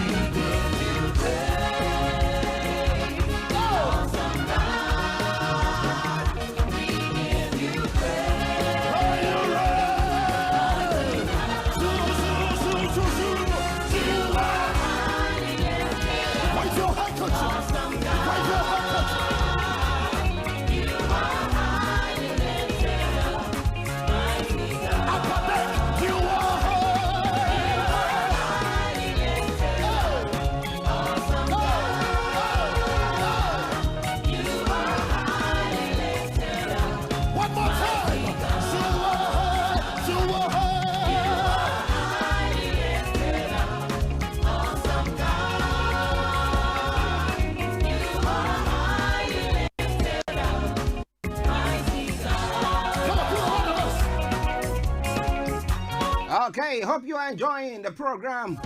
It is a Friday edition of the morning show. Of course, I'm Archie. That is from Joyful Way Incorporated. And I hope that you're giving thanks and praise to the Almighty God. But like we said all the time, your weekend starts from here. So thank you very much, and God bless you for tuning in to listen to us. We'll be moving on. Don't you worry, during the course of the program, we'll bring you loads and loads and barrels and what? Ship loads of music, whatever that. Okay, but you want us to give a shout out to anybody who is celebrating any special day today, feel free. We will see to that. It is Starr Radio UK, your favorite African and Caribbean radio station in London. Time now, 6 minutes to the top of the hour. Let's go straight into the stories that is making the rounds this day. Now, moving on to, first of all, touching on the stories here in the UK. The story says that UK arrivals could be fined for breaking quarantine. And the councils throw first June schools plan into doubt. Now, yesterday we had a chat with Mrs. Evelyn Tabiri, a teacher and a parent, and she was giving some assurances and saying that, well, some of them are quite challenging as to whether they are feasible or it's one thing that people are just thinking or just speaking without facts was another thing. But now we will see what is going to be happening. So we'll be having a look at that story as well. And the retail sales crash in April as lockdown hits shop, and then acting earlier should have cut deaths. That's what SAGE member is saying. So are they blaming government? Was government not proactive? What exactly took place? We'll be having a look at all those stories in jiffy. But remember, we'll be having Mr. Olayomi Koiki as well. We know that the Ramadan is coming to an end. Now, it will be interesting to see how for the first time, I don't know whether it's ever happened, where they had, because of lockdown and COVID-19 and banning of public gathering or mass gathering, therefore, how they're going to be celebrating it. Maybe he's got some cow or some goat. I normally call it goat. Yomi, you invite us, but we'll do a virtual party, whatever that. Okay, so we'll be having a look at all those stories. But I'm not alone in the studio. I'm here with my colleague and co-presenter, Mr. Frank Davids. And let me go to him. Let's see how he's also been doing. Frank, good morning to you. Archie, good morning, and good morning to our listeners. Wherever they might be, we're back and do what we know what to do best. That is to judge up. But the good thing is that today is another great Friday. And the weekend starts here. That's right. What can we say? That's right. So your weekend started here, honestly, and it's the coolest way to do it. And you know what, Archie? Today happens to be someone's birthday. Oh, every day is someone's birthday, you know. A special person too. A special person. A very Okay. special person to Star Radio. For those of you who listen to us, there's a voice that has anchored our brand name for months now. Today happens to be her birthday. Oh, it follows up. Alicia, we wish you a very, very happy birthday. Yes. Hopefully, if time permits and the bananas arrived on time, we might end up singing. Yes. But that is the condition that the bananas are delivered on time. If not, I bet you might forgive us. Yeah. Well, so it's all dependent on the bananas arriving. If you want us to do it, and we take the banana, we have rehearsals, then we come on. Yes. How are you? Actually, I've been very good. I've been very good. Great. The most important thing is now these days, every single blessed day is a gift. It's a gift. When you get to it's just like when bombs are being dropped in Syria, Iraq, and other things. You do not know when it will land on your roof. So every single blessed day that you are blessed with, you count it as a joy and as a blessing. Therefore, this one we are here. COVID has not touched us, has not gotten close to our doorsteps here. So we are still in the midst of the survivors. Okay. We are the survivors. That's it. That's a good one. But interestingly, a couple of stories before Mr. Olayomi joins us. Now, UK arrivals could be fined for breaking quarantine. Now, and Sage also has been saying that just a moment. We know Mr. Olayomi has joined us. Now, the acting earlier would have cut deaths. So, this is what Sage is saying. Sage is the body, scientific body that seems to be advising government on the next stage is what they had to do.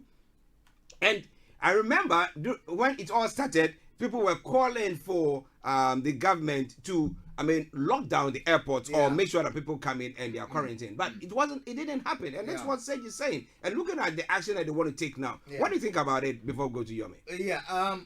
In fact, it's a very what they call disturbing news that is coming. Do not forget the government had earlier on admitted that they got some decisions wrong. And I do believe that this is one of those decisions that they will be saying that they got wrong. Questions have come for us to why they are now going to be implementing a 14-day lockdown. They are saying, well, as at the time the incidents happened, as at the early March, late February that way, if they went in with what they call it, the 14-day mandatory quarantine, which other countries implemented earlier, it wouldn't have helped because to them, community spreading was still very, very on the rise. Now the question then is, have we seen community spreading stopped at this time? No. And again, if we had implemented that, knowing that most of these were imported cases, could it have helped so that a lot of people wouldn't have even gone to the community to even kickstart the community spreading? That's a question. You will recall that on the 12th of March or so, the Spanish club were allowed to even travel to Liverpool to play, and there were concerns at that time that fans should not be even allowed to come. Evidence is that some of the fans were even healthy carriers of the virus at the time they came there. Was that decision wrong? So actually, the good thing is that reviews are going on. The good thing is that, given the benefit of the hindsight, we do understand that certain things would have been done differently, and that's the most important thing. The lessons that we're learning from them. But how do those lessons inform decisions that we take today? That's another question. Another question that we'll try to answer during the course of the program: should people be held culpable for what has happened? But let's leave that one. I know that Mr. Olayomi has joined us. I know people, those who are calling for China to be culpable for what has happened, that they didn't share information on time. Those who are saying the government wasn't proactive, and a few of them. But we'll come into that in a jiffy. At the moment, we have Mr. Olayomi with a street view of some area. I don't know whether it's North London at the moment, but whatever it is, let's go to him. Yomi, good morning to you. Good morning, Mr. Archie. Good morning, Frank. Good morning to all our viewers, and good morning to those watching us around the world. We welcome you again to the morning show. And yes, I heard what Frank and the discussion that was taking place, community spread, and part of that community is where we are reporting this morning. And I'm just literally on one of the most busiest high road here. This is called Stamford Hill in the North London borough of Haringey also goes into it, and also London borough of Enfield, which is further down. But one thing I could tell you is I will be telling you a little bit more. I've been out this morning, but I will leave the camera on that location as we're viewing, and then I will just come back slightly back to you in the studio. Yes, listeners, Mr. Olayomi bringing you updates, but now reporting from Haringey, I think one of the high streets there. But Yomi, how are you doing today? Well, very, very good. It's been, I had an engagement to be out early this morning, and I've been able to observe so many activities since I've been out. I'm just literally making my way back home, but I am doing very well. I've been to the bank. I've seen, a lot of, different measures being put in place. Right behind me is Sainsbury's. There's a lot of measures being put in place. Businesses are gradually open up, but I could tell you livw Group is not open.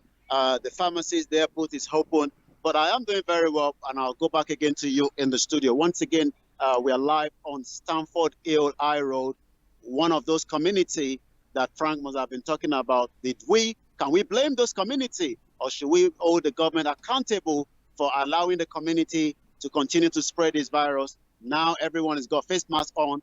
Everybody's taking as much precaution, but life just has to continue.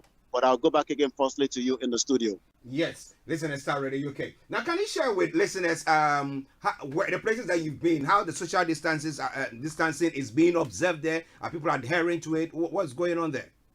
Well, first and foremost, you might not be able to see it, but further down there is a Barclays Bank to my right, and if I point to that other side is the Lloyds TSB. It wouldn't have been so where people are queuing outside the bank. It would have been everybody inside the bank, close to each other. But you can see that, each one is given time to go in until one person comes back out. Like I said, I've been into that bank and I noticed that as well. The bus this morning, let me just come back. The bus this morning was quite a little bit heavy. And what I mean by that is there was a number of people on that particular bus. Yes, there was a kind of space between each other. But when the bus is full, then there's not much you can do, because it's either you wait for another bus or you continue on that journey, especially those that have cause to return back to work. I do know the government says people should stay at home if they have to stay at home and work from home. But the question is, how many people will be able to work from home, knowing that there's all kind of different jobs? This is a tow truck. Somebody will have gone out with his job on that van. The van must have broken down. The tow truck has to go out and do the recovery. A lot of people are outside, as you can see. It's very, very busy. Coronavirus is not completely out, but people are gradually taking precaution and coming out from their house, that some have been locked in for the last 8 weeks. Interesting. Listeners, it is Starr Radio UK. Mr. Olayomi in North London, reporting live. We go back to him for updates from Nigeria. So what is happening in Nigeria today? Well, quite a lot is happening in Nigeria. First and foremost, we'll give you, like we do every time, the current where we are on COVID-19. Nigeria recorded another 339 new cases yesterday. That means the number again now is going over 300. In the last couple of days, it has been less than 300. And that has now taken us to 7,116 cases of coronavirus in Nigeria. And also 211 people have died as well. Also, let's quickly run the update, and I can come back to you in the studio and we can start reviewing some of those headlines as well. Military quarantine, Boko Haram suspect, bandit, give mask. We also saw in Katsina again. It's not the first time it's been attacked by bandits, but I saw from the dailies yesterday saying that there was another attack by the bandits that has now left people, displaced from their homes in Katsina State as well.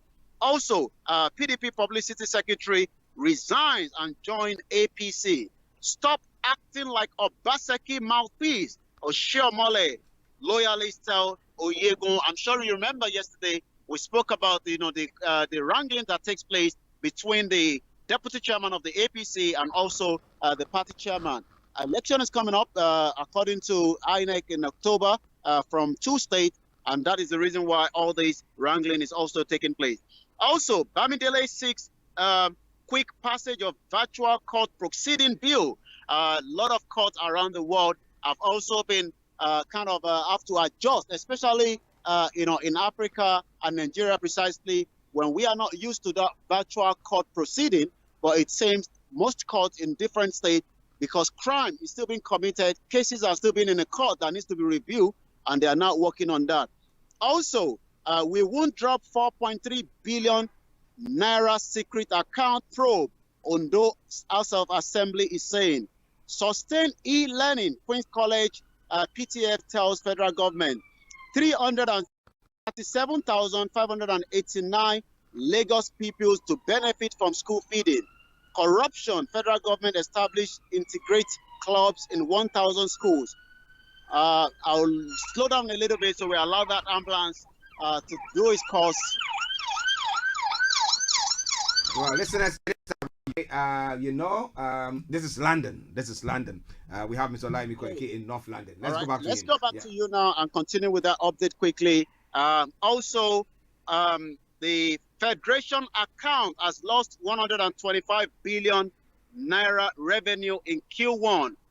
Hypertension, diabetes account for 70% of COVID-19 deaths. If you remember as well, that we also had similar in that report that came out, during the report that's indicate that black people are 4 times likely to die of COVID-19, and hypertension was also mentioned, during that report that came out as well. Also, let's continue. Delta lift ban on religious activities. Most of the states are already lifting all the ban on religious activities. Whether it's the right time, I would say I'm not sure we've literally arrived at the curve, but they might have known the reason for doing that in each of the states as well. Kaduna Correction Center reject EFCC convict for fear of COVID-19. That is also coming up as well in that update. Also, Nigerians in India, others will be evacuated according to the minister's assures. National Assembly receives amended 10.596 trillion 2020 budget. We do know that our budget will be badly affected because of the coronavirus due to the fall in the sales of crude oil. And I will now go back again to you in the studio, Star Radio UK reporting from Stamford Hill, where we've been giving you some of the highlights of what it looks like on a Friday, 22nd of May.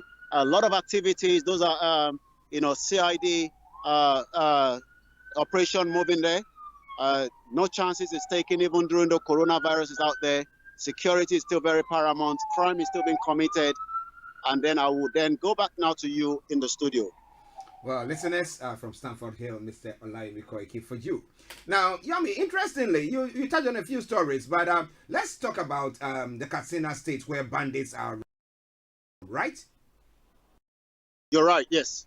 So, Frank is here. Now, you who you are pledging or you promised, and based on that, we voted you into power. Right. Security. We're not even talking about Boko Haram yet. Now we have bandits in your own backyard. Yeah. Now, what assurance can you give to other people that, look, you'll be able to protect them? Actually, I understand that say charity begins at home, and therefore people will expect that he should move in quickly and probably try and bring a bit of decency and some kind of relief to the people over there. But equally, people are also going to be watching exactly what he does. If he moves in quickly to curb that, people are going to say, okay, because it's your hometown, you are interested in dealing with it. But when those of us who have suffered from the hands of the Fulanis, from the hands of Boko Haram over the years, you came on the back of, solving that problem. You've done virtually nothing about it. That is also a political angle that he has to look at it from. But in whichever way you see a crime is crime. And Buhari, as a former military man, should up the game. Probably they are doing a lot. Probably there's a lot that we are not being told. But we can only judge by what we hear, what is happening, what we see, and the reports, and how frequent some of those attacks are. If we keep on having almost every month incidents of attacks instead of bandits, instead of this, then irrespective of whatever you've done, the result is that you have failed in that field. Let your works prove us wrong.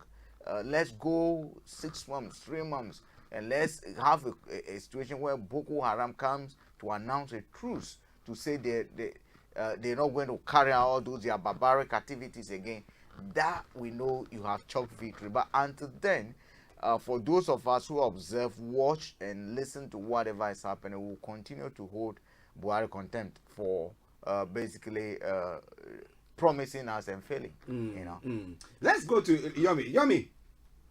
Yes. Now, how has the president's rating at the moment been like? Do you have a clue what the president's rating is like at the moment? Especially looking at the fact that now he cannot talk about maybe economical, maybe advantage or anything, because the economy is not good now. The crude oil is gone. Security is bad. So what is his ratings at the moment? Well, the rating is something that I was able to put out this morning as well, to rate the president current situation, and I can tell you he's not really coming back a very, very good. It's still a very, we only just started the poll just about this morning, and we'll be following that result of that poll from here. But I'm sure from what I listened to on one of the mainstream media, that even one of the analysts did mention that this government will be remembered for a very long time in the history because of this insecurity around the country. It's not just in one particular state, it's almost across each of the states. But like I said, what I posted out in terms of the poll, I'm saying if I can, I think I've got about 16 people. The question was, if you are asked to rate this present government, what you score them between 1 to 0. And these are just, individuals around the world that are following me on my timeline. Says this individual says minus 1%. Somebody says 0.0. Somebody says minus 0.00000. 0.000. Failed and poor, useless set of. I'm not going to say some of the words because they are not one that we can use on the on a live broadcast. This one says minus 0.5. Somebody said 2. Somebody say, is there any government? Somebody say minus 1%. Somebody says 0/0. And somebody says, any man who is a failure at home is a failure anywhere. I will go back now to you in the studio. Those are still sample tests, and we will continue to monitor that throughout the week and over the weekend. But even back at home, the government came on that platform of security and corruption, and whether that has been tackled or not, I'm sure so many people at home are also wondering what has gone wrong with the architect of the security around the country. Actually, you see, it's interesting. I think a few years ago, politicians would have gone away with what they say. But increasingly, because of information technology, It is not easy for a politician to now go and stay or sit or stand in a remote land somewhere and tell us that they built, what do you call it, a home for Moses, and that the next birth of Jesus will occur in Zamfara State. And they've gone to prepare a place where the, what do you call it, Prophet Muhammad will actually come and call a home. It is not going to be possible again. I recall, which year was that? Was that 4 years? No, about 7 years ago, when the former president, Goodluck Jonathan, was actually going to commission a project or supervise a project. And he was to travel there with some bishops who were in their white cassocks with some white red ribbons around their waist. And when they were going, interesting thing happened. The road to the place was so mad. And they have to walk a few days after they park their car to get to that venue. The people have to prepare what, like a milkshake bridge, and put red carpet on that bridge for them to walk. I stood back and I was watching. I was like, I look at the picture. I was like, are they not ashamed that they have been given a red carpet on a missing bridge, on a food bridge in the mud? And the people were working in the mud. So Archie, you see, politicians should now know that their works will speak louder than what they tell us. So when you come promising, visionary, people will observe what you've done. In fact, how have you transformed or impacted on my quality of life?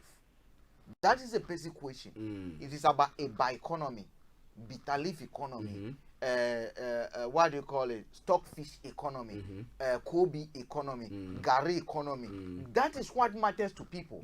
If all the grammar cannot result in improving the quality of life of people, forget it. You go down history as a failure. You get 0.0. And now, then also now, excuse me, there. Also, I mean, we've given the opinion of the people, but this is the opinion, and this came out at about 10:12 p.m. by Femi Adesina, the special advisor, media and publicity, to President Muhammad Buhari on media, and he says, and maybe this was why we posted that, to sample what the government of tonight has been. But he said, facts are stubborn. Next week is a length one. I won't take the whole lot, but we'll put it on our timeline for those that wants to read it further. He says next week, the Muhammad Buhari administration will be exactly 5 years in office, 4 years of a first term and 1 year accomplished in the second term of 4 years. In 5 years, President Buhari has touched Nigeria in diverse ways, despite myriad of challenges, economic, security, political, social, and many more. I will just take a little bit more. The fact sheet will be on. Listeners, bear with us. Okay, 1 minute. I think there's a call trying to come in. I'm going to take that off back. Okay. Yes, it's okay. Aware that we're live, but I'll just continue quickly. The fact sheet will be on hold few days ends, but today, as build up to anniversary season, let's dwell on some unsealable truth that can never be swept away, as Sir Winston Churchill, former British Prime Minister, says. Truth is incomparable. Ignorance may deride it, panic may resent it, malice may destroy it, but there is. The president and his team are steadily, painstakingly retooling Nigeria. That is what the president says. But whether the citizens agree to that, like Frank said, they just want to know whether there's Gary on the table. All this grammar is not going to help the citizen, especially those that have already again been displaced of their homes because of the bandits.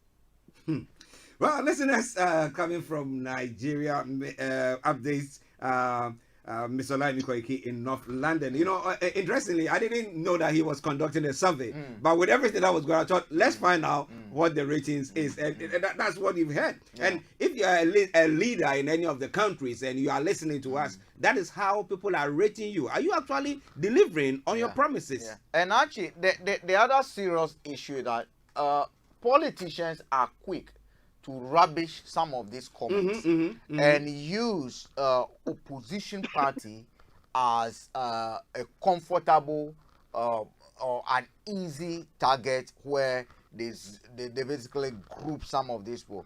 For instance, they're going to tell you that, you know what, all these people who do not like the government belongs to PDP. All those who do not belong to the government belongs to what do you call it? Our people's president in Kenya. What's his name?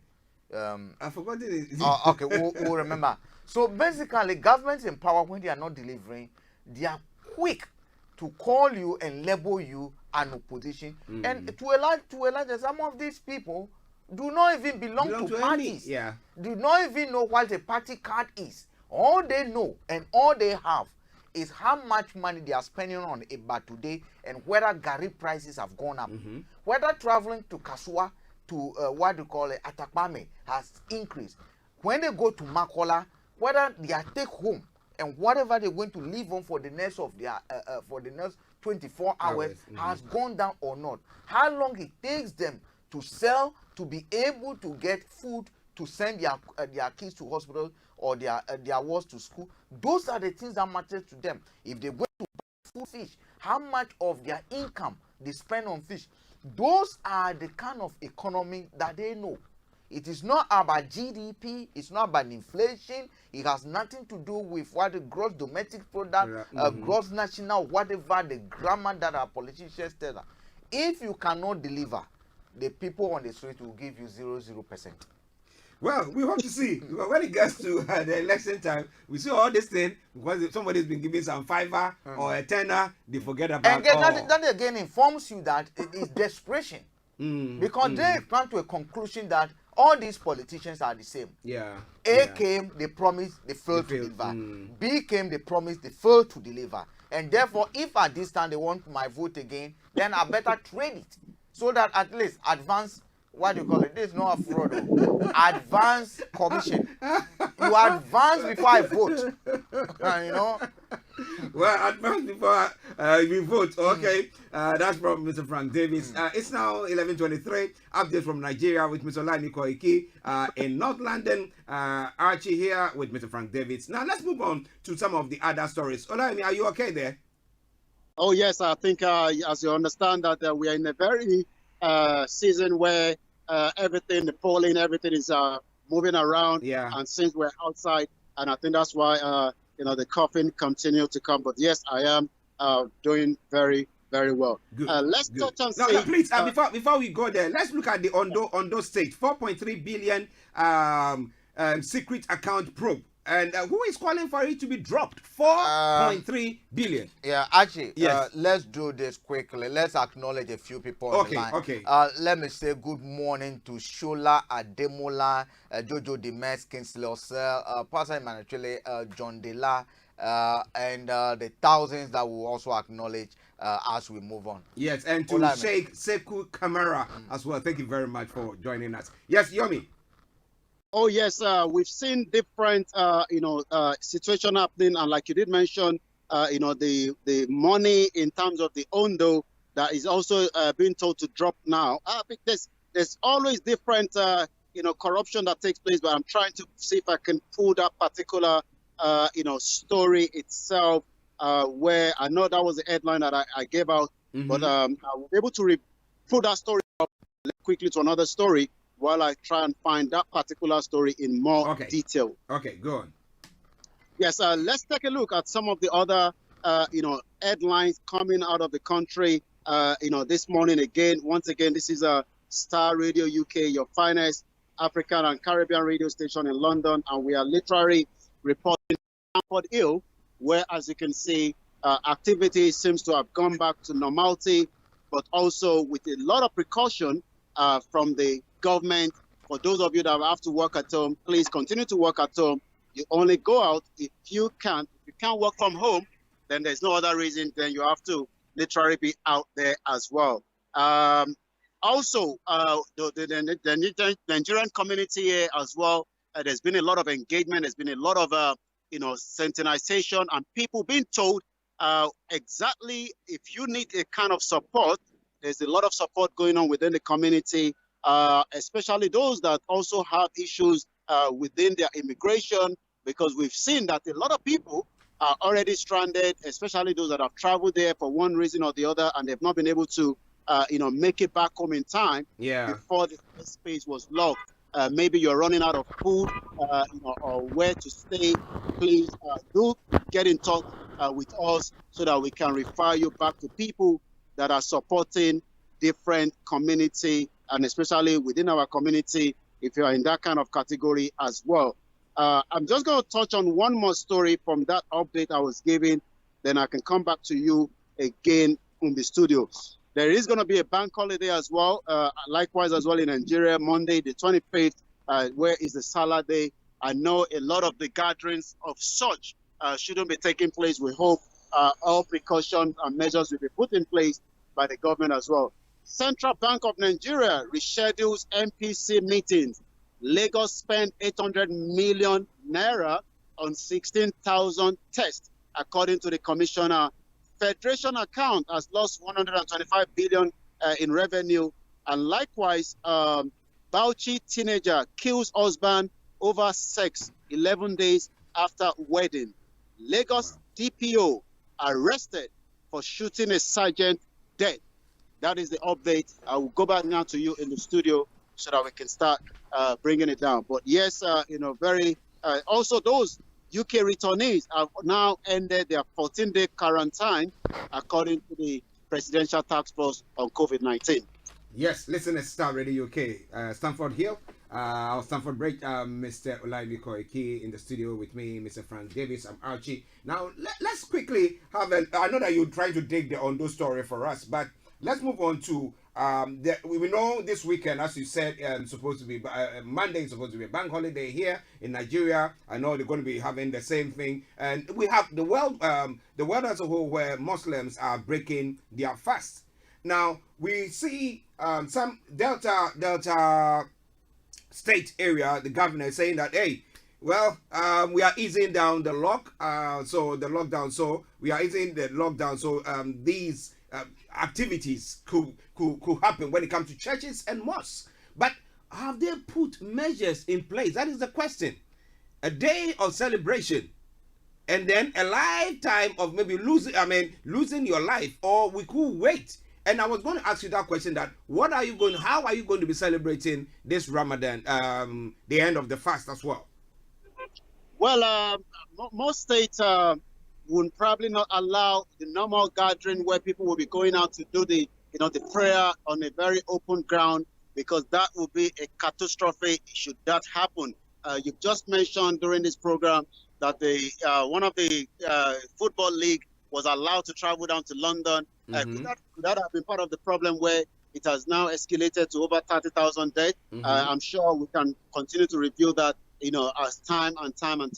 But one thing is, a lot of them have been at home during this Ramadan, and I think it won't be any different should they be doing the same during the celebration itself. It's a time of celebration with loved ones where you normally would have paid a courtesy visit to people, a peasantry, and also would have been happening. But I'm not sure whether this is the right time, especially during this pandemic that has become a very, very big trouble for so many people around the world, and not just only in Nigeria. It has affected even, where the most people will travel to, which is Saudi Arabia. It's been locked down for some time, and likewise Jerusalem, and almost every part of the world. There's a lot of problem around that. So Eid that is coming up next week, on Monday, I believe should be something celebrated indoor rather than a very large gathering.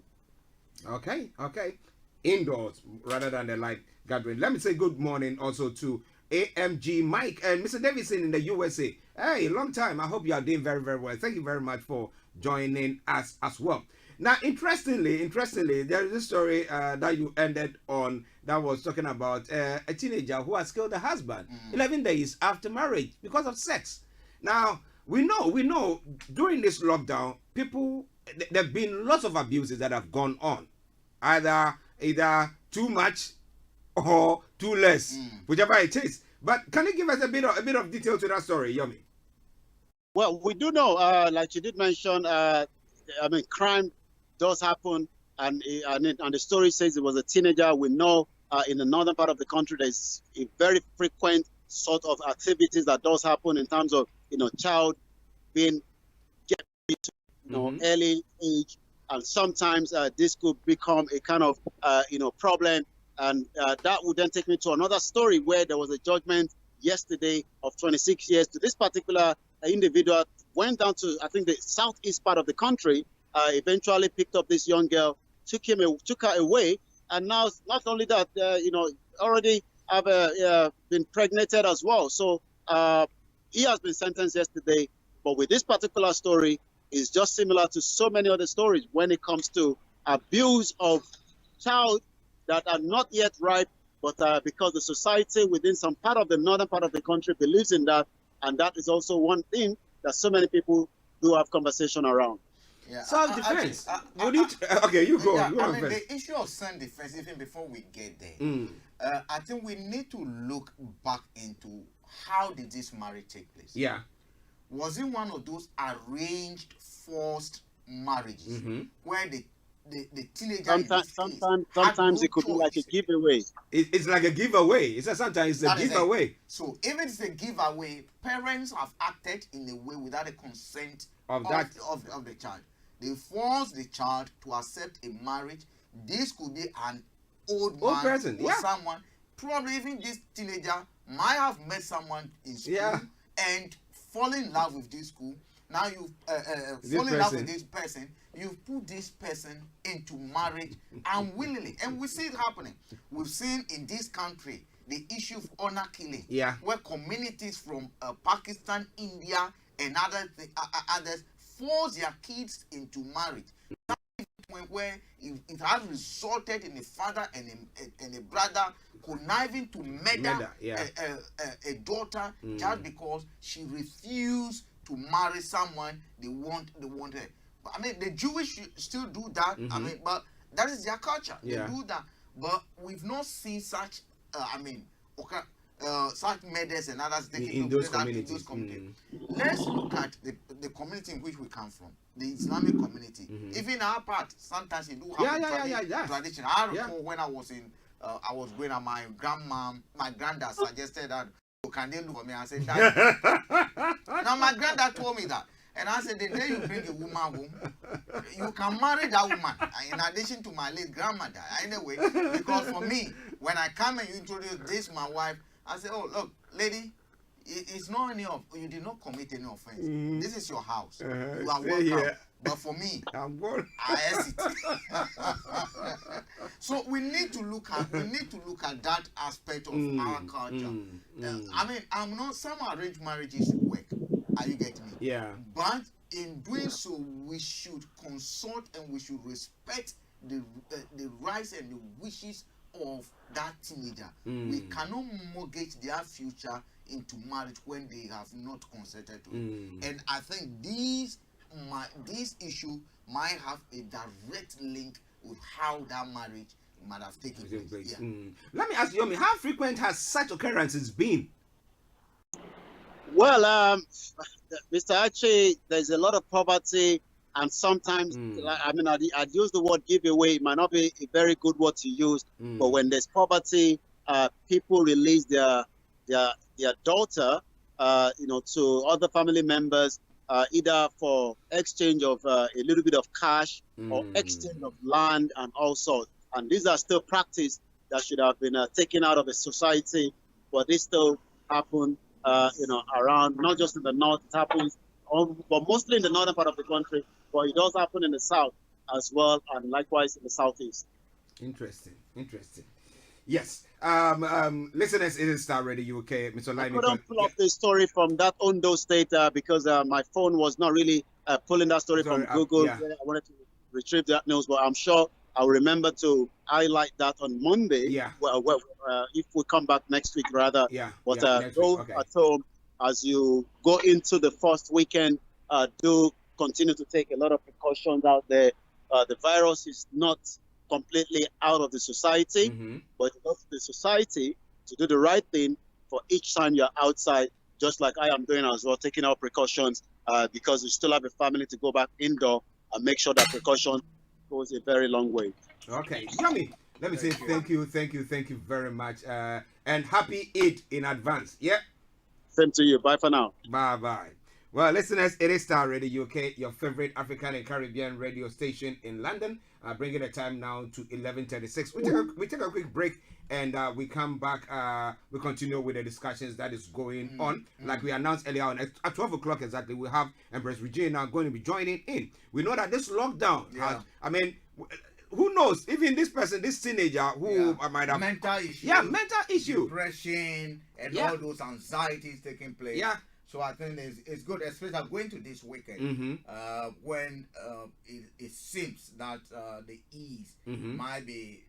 A lot of people think, oh, why are some people outside? Why am I still inside? Why some people are allowed to start work? It brings a lot of mental issue, and a lot of people who were thinking at 1st of June and others are receiving emails, call from their bosses that we are not set to go yet. The mental issue. So it's good that we're going to have a mental expert, someone who actually deals with that issue coming on. But let me say good morning to Irene Aribo Kalmanes.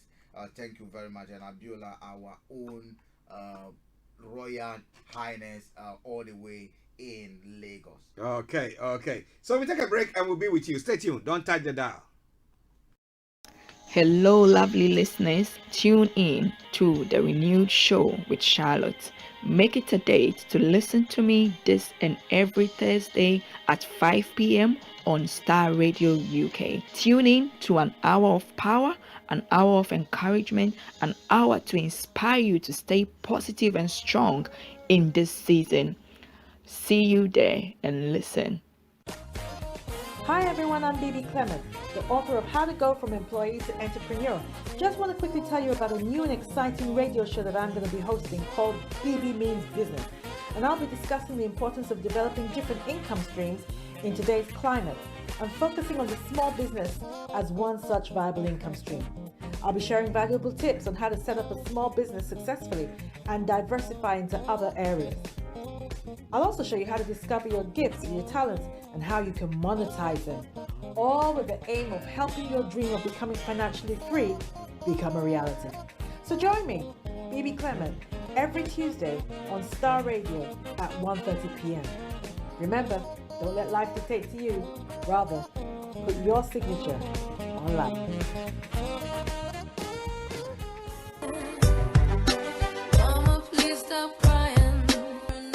Listen to Aunties Mary, Lottie and Regina on the Family Enrichment Programme on Starr Radio UK. This and every Saturday from 6 to 8 p.m.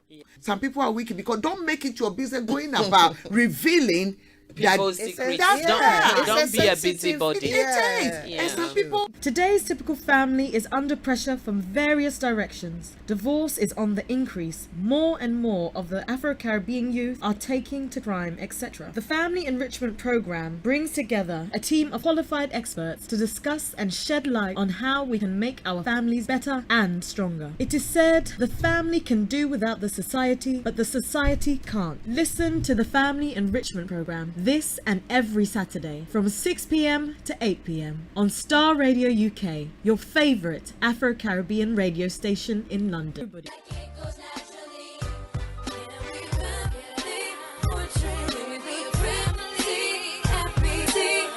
Download our app in iTunes and the Google Play Store.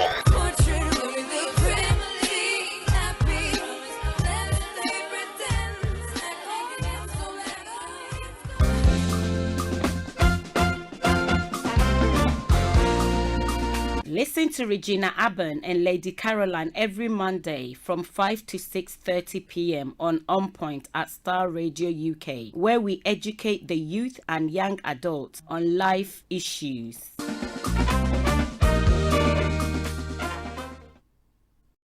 This is Starr Radio UK. In your car, At work, at home, on your smartphone. Welcome back to the program. It is Starr Radio UK. As you heard, it's now 11:40. That's 20 minutes to 12. Exactly at 12 o'clock, we'll be having Empress Regina joining us to bring a bit of advice and clarity on what you can do when it comes to mental health. How do we even spot it when you are not sleeping that well? What is it all about? We'll be having a look at all those questions. So prepare your questions and make sure that you are here. But then when it comes to 12:30 exactly, we're having our money man, Mr. Dan Tabiri, for you. COVID-19 support packages. We'll still be answering questions. He will be answering questions on that. So if you have any questions you want to share, you want to ask, feel free to do so. But let's move on to some of the stories making the rounds in the world. Looking at, let's start from what we were talking about here in the UK. We'll touch on Ghana, we'll touch on other areas before that time. Now, so we did touch on the UK arrivals. Now, so and then we're looking at what Sage said. Member of Sage said that if we had locked down earlier, we wouldn't. Yeah. They think that looking at hindsight, we wouldn't have gotten to where we are. Yeah. Because again, when it all started, like you take somebody like Trump, he was saying that this is a Chinese disease. So he wasn't paying much attention to it. So had he said, okay, this is what is happening, let's lock down anybody who comes in from China, even let your people go around, but anybody who comes from outside needs to quarantine. I don't think we would have got into that where we are. Yeah, that is definitely that is true, because each day that we lost, I mean, more people get infected. The daily records of infection will tell you that every single 24 hours means something. Every single 24 hours means more people are dying. Every single 24 hours means that we could have prevented more people from being infected. But Archie, that is an established fact, and your government today will tell us that the way they acted is 100% perfect. But I think I will look at it that our concentration should now focus on what happens going forward. I think crucially that is very, very, very key. Going forward, what are we doing? How do we ensure that we do not get a lot of issues wrong again? If we can do that, actually, I think it will help us. If you look at Trump, I believe with the benefit of hindsight, Trump would have loved to do certain things differently. Although publicly he will not admit. The government over here, thankfully, they have acknowledged that they wish they could have done certain things better. And even if the scientific advising body has come to say that, look, if we do not forget, the scientific advising body or the government has always told us that they were actually working to what do you call it, on the advice of the stage. So if the stage has advised government earlier move to lockdown, we know they might have done it. Okay, we know they might have done it. There was this doctor who was basically instrumental in preaching for an early isolation. I think he's from Imperial College or something like that. He always maintained that, look, the best thing to do was to move into lockdown. He started advocating for it earlier on. Unfortunately enough, he's not part of the stage. Okay, so whatever I was saying was going although on. I mean, they listen to them, they give them opinion to, because not all the lead scientists can be part of that stage. But they still collaborate and listen to others as well. So actually, the fact is an established fact. Going forward, now there's news, there's noise. Don't open the school at this time. It is too early. Will government heed? Or not? So yes, you did not heed for earlier calls to lockdown. Earlier calls. I told you, if as far back as February, February, a medical friend of my medical doctor, whom you know very well, when he arrived from where he was, he called me. I mean, we were talking. He said, look, Frank, what I can see happening at the airport in this country, UK should brace itself for something near catastrophe, because he flying from Hong Kong, he wanted to go on even a cruise. 4 hours before they could even allow him into that, just because he had a passport showing that he's been to Hong Kong within the last 2 months. So the cruise hardly were they. When he got to Heathrow, he said, look, I got to Heathrow and I was shocked that no one even bothered to check temperature, whatever. I thought it was duty as normal. He said, Frank, take care of yourself. For coronavirus is in this country. That was when not even a single case has been reported officially. And he said, look, from what I've seen from China, from what I've seen from where I've traveled to, this country should brace itself for the worst to come. And lo and behold, if the person was to be basically, we're supposed to attribute spirituality to everything. I'll call it, the prophet of Prophet the day. one. Call it Prophet one. Corona Prophet one. Are you getting me? Yeah. So, is government also going to get this right? Because the next phase is how we begin to ease the lockdown. Yeah. Should we get it wrong? It will be a repetition of what we could have corrected. So we hope, and again, the responsibility is on all of us to do our bit. If what you call it, they're asking us for advice, they are urging us to stay home, and you will go out doing our necessary stuff, then you also not helping. Yeah, you know. We're all part of it, and we must all play our part. Okay, listen to Starr Radio UK. Moving on, 11:46 the time. Now, China has imposed security law, a new security law on Hong Kong. Now, remember that before this COVID-19 kicked in, and before was it latter part of last year? Yeah, the whole of last year to the early part of this year. Activists. Now, China has come out with another measure that seems not to give them that autonomy that they think that they are enjoying. Was now, if you become a pro too much, the tendency that they could take you away. But do you think that they've infringed on any laws? Because it's like we're saying that Ghana had independence, or we have the French colonies who that had their independence, and then we have the French saying that, hey guys, you have to deposit your monies or whatever GDP, whatever percentage here, and then when you need loans, you can come to us. Now, after some time, we've decided that no, we think that is not good for us, and therefore we need to change it. And we have the French colony countries doing that now. So if China thinks that whatever agreement that they arrived with the UK and whether the whole at the time was okay, but now looking at it thinking, there should be a bit of a tweak in there. Then what is wrong with what China is saying? I think human beings will change, and therefore certain occurrences might orchestrate that decision that we took in the past could actually or might not be serving our interests. We have repeatedly, for instance, called on this platform that our constitutions, for instance, should not be static constitutions, but they should be living constitutions where they function in a way that serves the interests of the people that it seeks to be used to govern.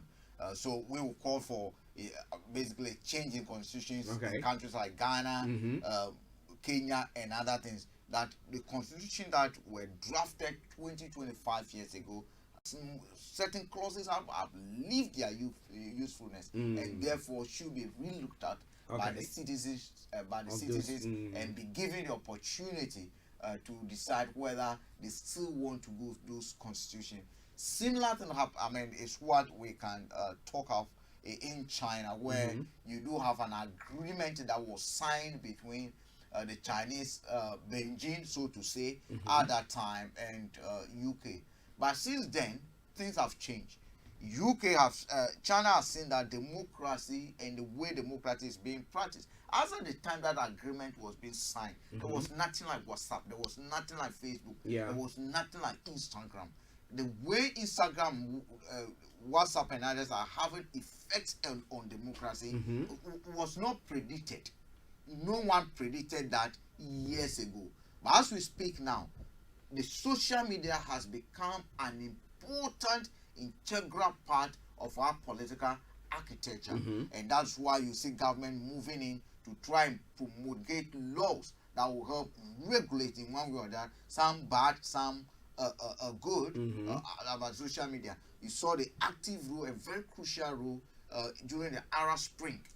But for social media, it wouldn't have had that impact that it would have had the impact that it had. That's how powerful it is. Now, if you look at what happened in Hong Kong last year, but for social media, a lot of things wouldn't have happened. The highlight wouldn't have gotten the way it is. Now, I am not saying governments that should be allowed to use control measures to kill off democracy and dissenting views from people who think that they are being oppressed. But you see, China today is a very, very powerful position. Look, politically, UK has his fingers, some of his fingers in the mouth of the Chinese government. How? Because of the Brexit situation. Okay. When we talk of trade, look, China is the global warehouse. Yeah. Whether you like it or not, if you take 20 products in the UK over here, I bet 15 of them will have, even if they were designed in the UK, you see the manufacturing base being the China. China, yeah. I was watching a program. This it's an investment program, Dragon's Den. Yeah, it's one of my favorite programs that I watch.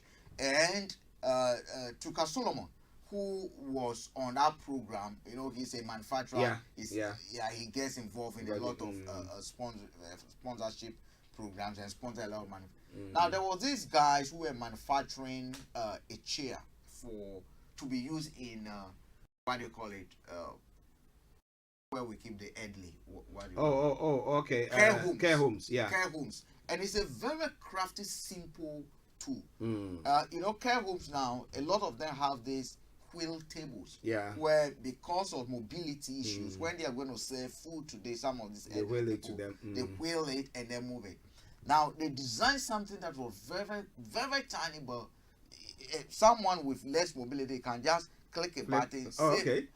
So now when they were drilling down the figure, they look at the manufacturing cost. As of now, on the day of the program, I don't know if they've changed it now. That was being manufactured in Bangladesh. The people use their family network because they didn't have enough capital. In fact, it started because there's a Bangladeshi couple in this country who actually came out there because they own a care home. And looking at the difficulty that they were facing, devise the means to be able to help the tenants, help the occupants, and that resulted in what they considered a business because they pitch it to a lot of care homes, and it seems to be something that the aged will benefit from. So can someone make a comment that was very instructive to me? He said, look, what's the baseline manufacturing cost of this product? The people said $75. It's okay, fine. I can get this manufactured in Kenya, in China for less than $20. Wow. Would you want me to be your business partner? Because two people were bidding for it. He said, look, the key thing that can bring on board, which will increase our profit, is that I can get my engineers to design this and manufacture it for less than $20. It just tells you that even businessmen who are in the West are looking at how to save cost. Yeah. Are you getting me? Which again impact on our consumption. Yeah. Because at the end of the day, should the cost of production goes high, those of us who pay for those goods will also end up spending more, a lot of money. And the West was not stupid when they started moving what do you call it, manufacturing base to China. So if you look at Brexit that has happened, China now has a say in the kind of trade that what do you call it, UK is going to do. Are you getting me? US alone cannot sustain at all. They cannot. Yeah. So China comes in very, very, very handy. Now, the step China is taking towards Hong Kong, UK will have to be very tactical in it because you now have two of your fingers in my mouth. Yes. Do you want to? Add the rest and slap my. I will not buy the two. I'll buy one. Now to show you a lesson. Are you getting me? So China is being very, very, very crafty. But on the other hand, when it comes to those democracy, the pro-democratic, actually, I think some of them went overboard. Yeah. To a point where evidence were produced to show that they were being financed, and people who were not even from Hong Kong were actually shipped into the country to help stage those. My own friend's house was attacked needlessly. Yeah, he's not a politician. That is one. He's not a politician. It just happened to be that he belonged to one of those people who are living in a bit of affluent area. An affluent suburb of the country, of Hong Kong, and therefore his house was vandalized. Are you getting me? Yeah. His friend, who ran a giant tent company, a monthly cost of that, the rent, the building they were, is a 125 floor building, was about 20,000 pounds monthly. They had to close down and relocate to Singapore. Malaysia took advantage and offered people citizenship. If you're an investor from Hong Kong and you can invest money, and some of these people who were dwelling in Hong Kong were those who had manufacturing bases in China. So they live in Hong Kong, all right. But most of their manufacturing bases is in China. My friend, for instance, had his clothing manufacturing factory in southern part of China. They live in Hong Kong, but they have a staff over 2,000 staff. In China, where they were manufacturing clothing, supplying Dorothy Packing, Dorothy Packing, Nest, and all those high streets. They had to close their factory down. If you're a government, what will you do? It's just like the way we have a virus. The debate between the economy and the virus. Here we understand, democracy is paramount, but our economy is also being rounded up. What will you do? What will you do? And this is a time that the world is fighting virus. What an opportune time to take advantage of it. China has been crafty and they've been very, very tactical. And you can't blame them, Well, listeners, you can't blame them. You can't blame them. Let's say good morning to Sumaya Salifu, Kevin Buckle, wherever you are. Good morning to you, Sulaima Ba, wherever you are. Good morning. Thank you very much for joining us as well. Now, interestingly, let's move on to the African continent. Now, remains of wanted Rwandan genocide suspect. I'll bring you details of that story. It's an interesting one. I think the story says a United Nations War Crimes prosecutor has confirmed the death of major suspect in Rwanda genocide. The statement said DNA tests had proved that remains found in a grave in Congo Brazzaville were those of Augustin Bizimana.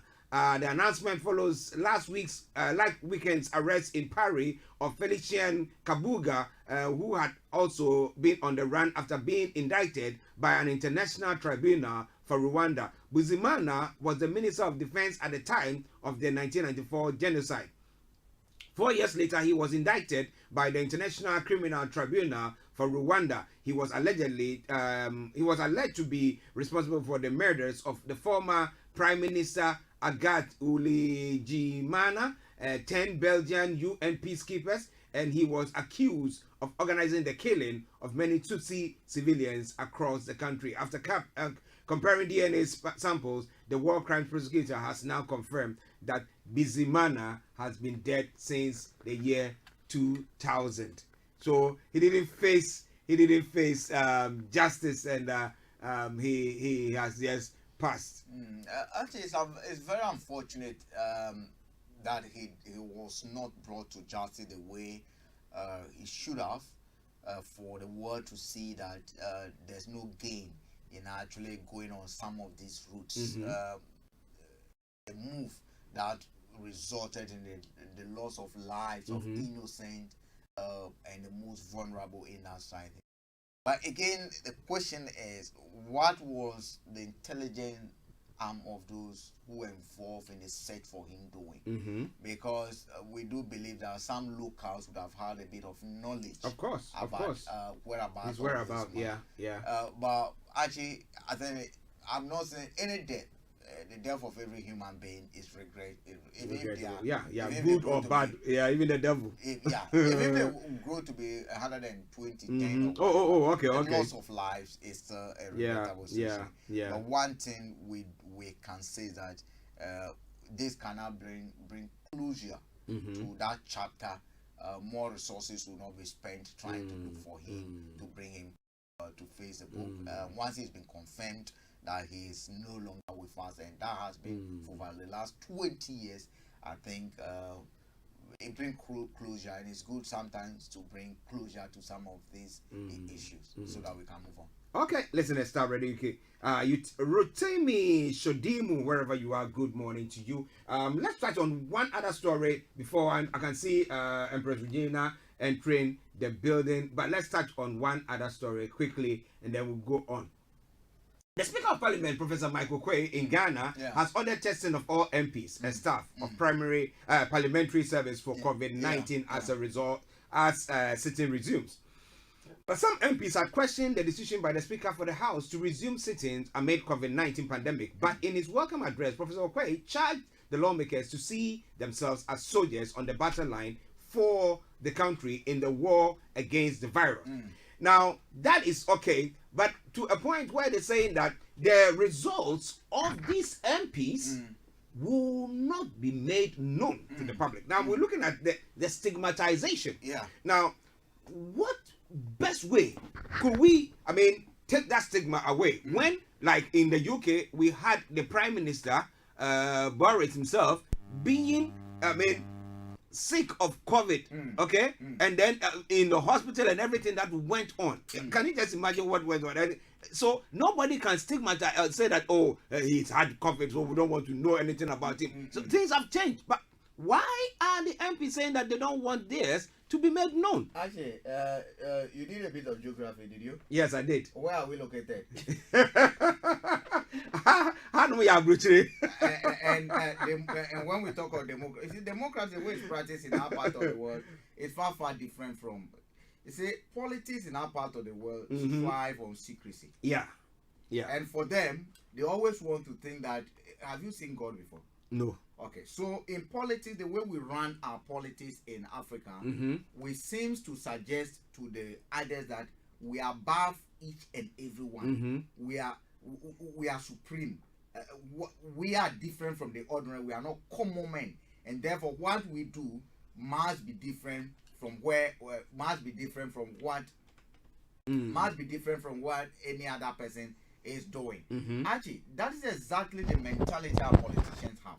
That's why whenever we talk and say our politician, I'm not talking about party lines and other things. The question you ask, if it is good for someone to be diagnosed, shown on TV that we are infected, why would it not be good for the MP to say publicly that I was infected, I'm okay? So now, if the MP is coming to my constituency, don't I have the right? Now, this is where the citizens come in.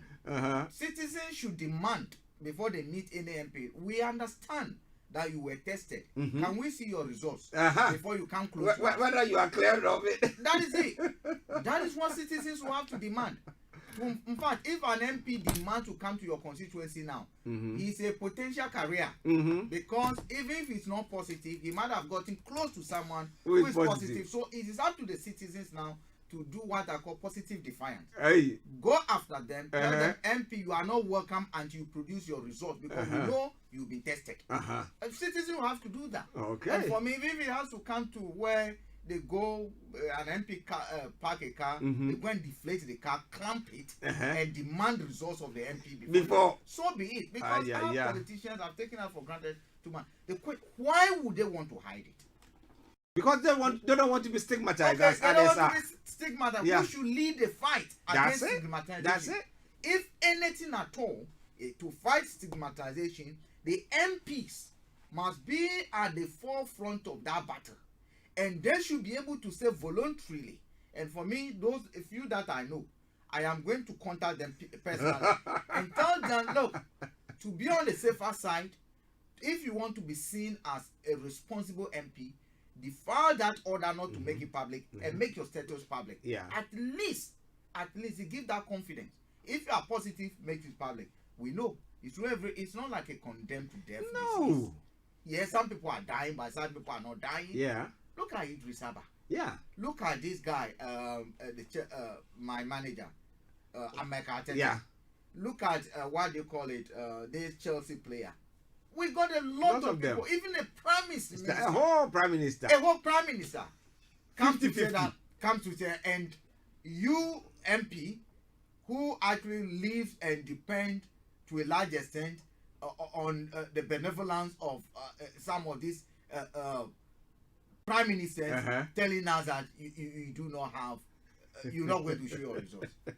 Okay, listeners, Frank is furious this afternoon. But let me say welcome to the program.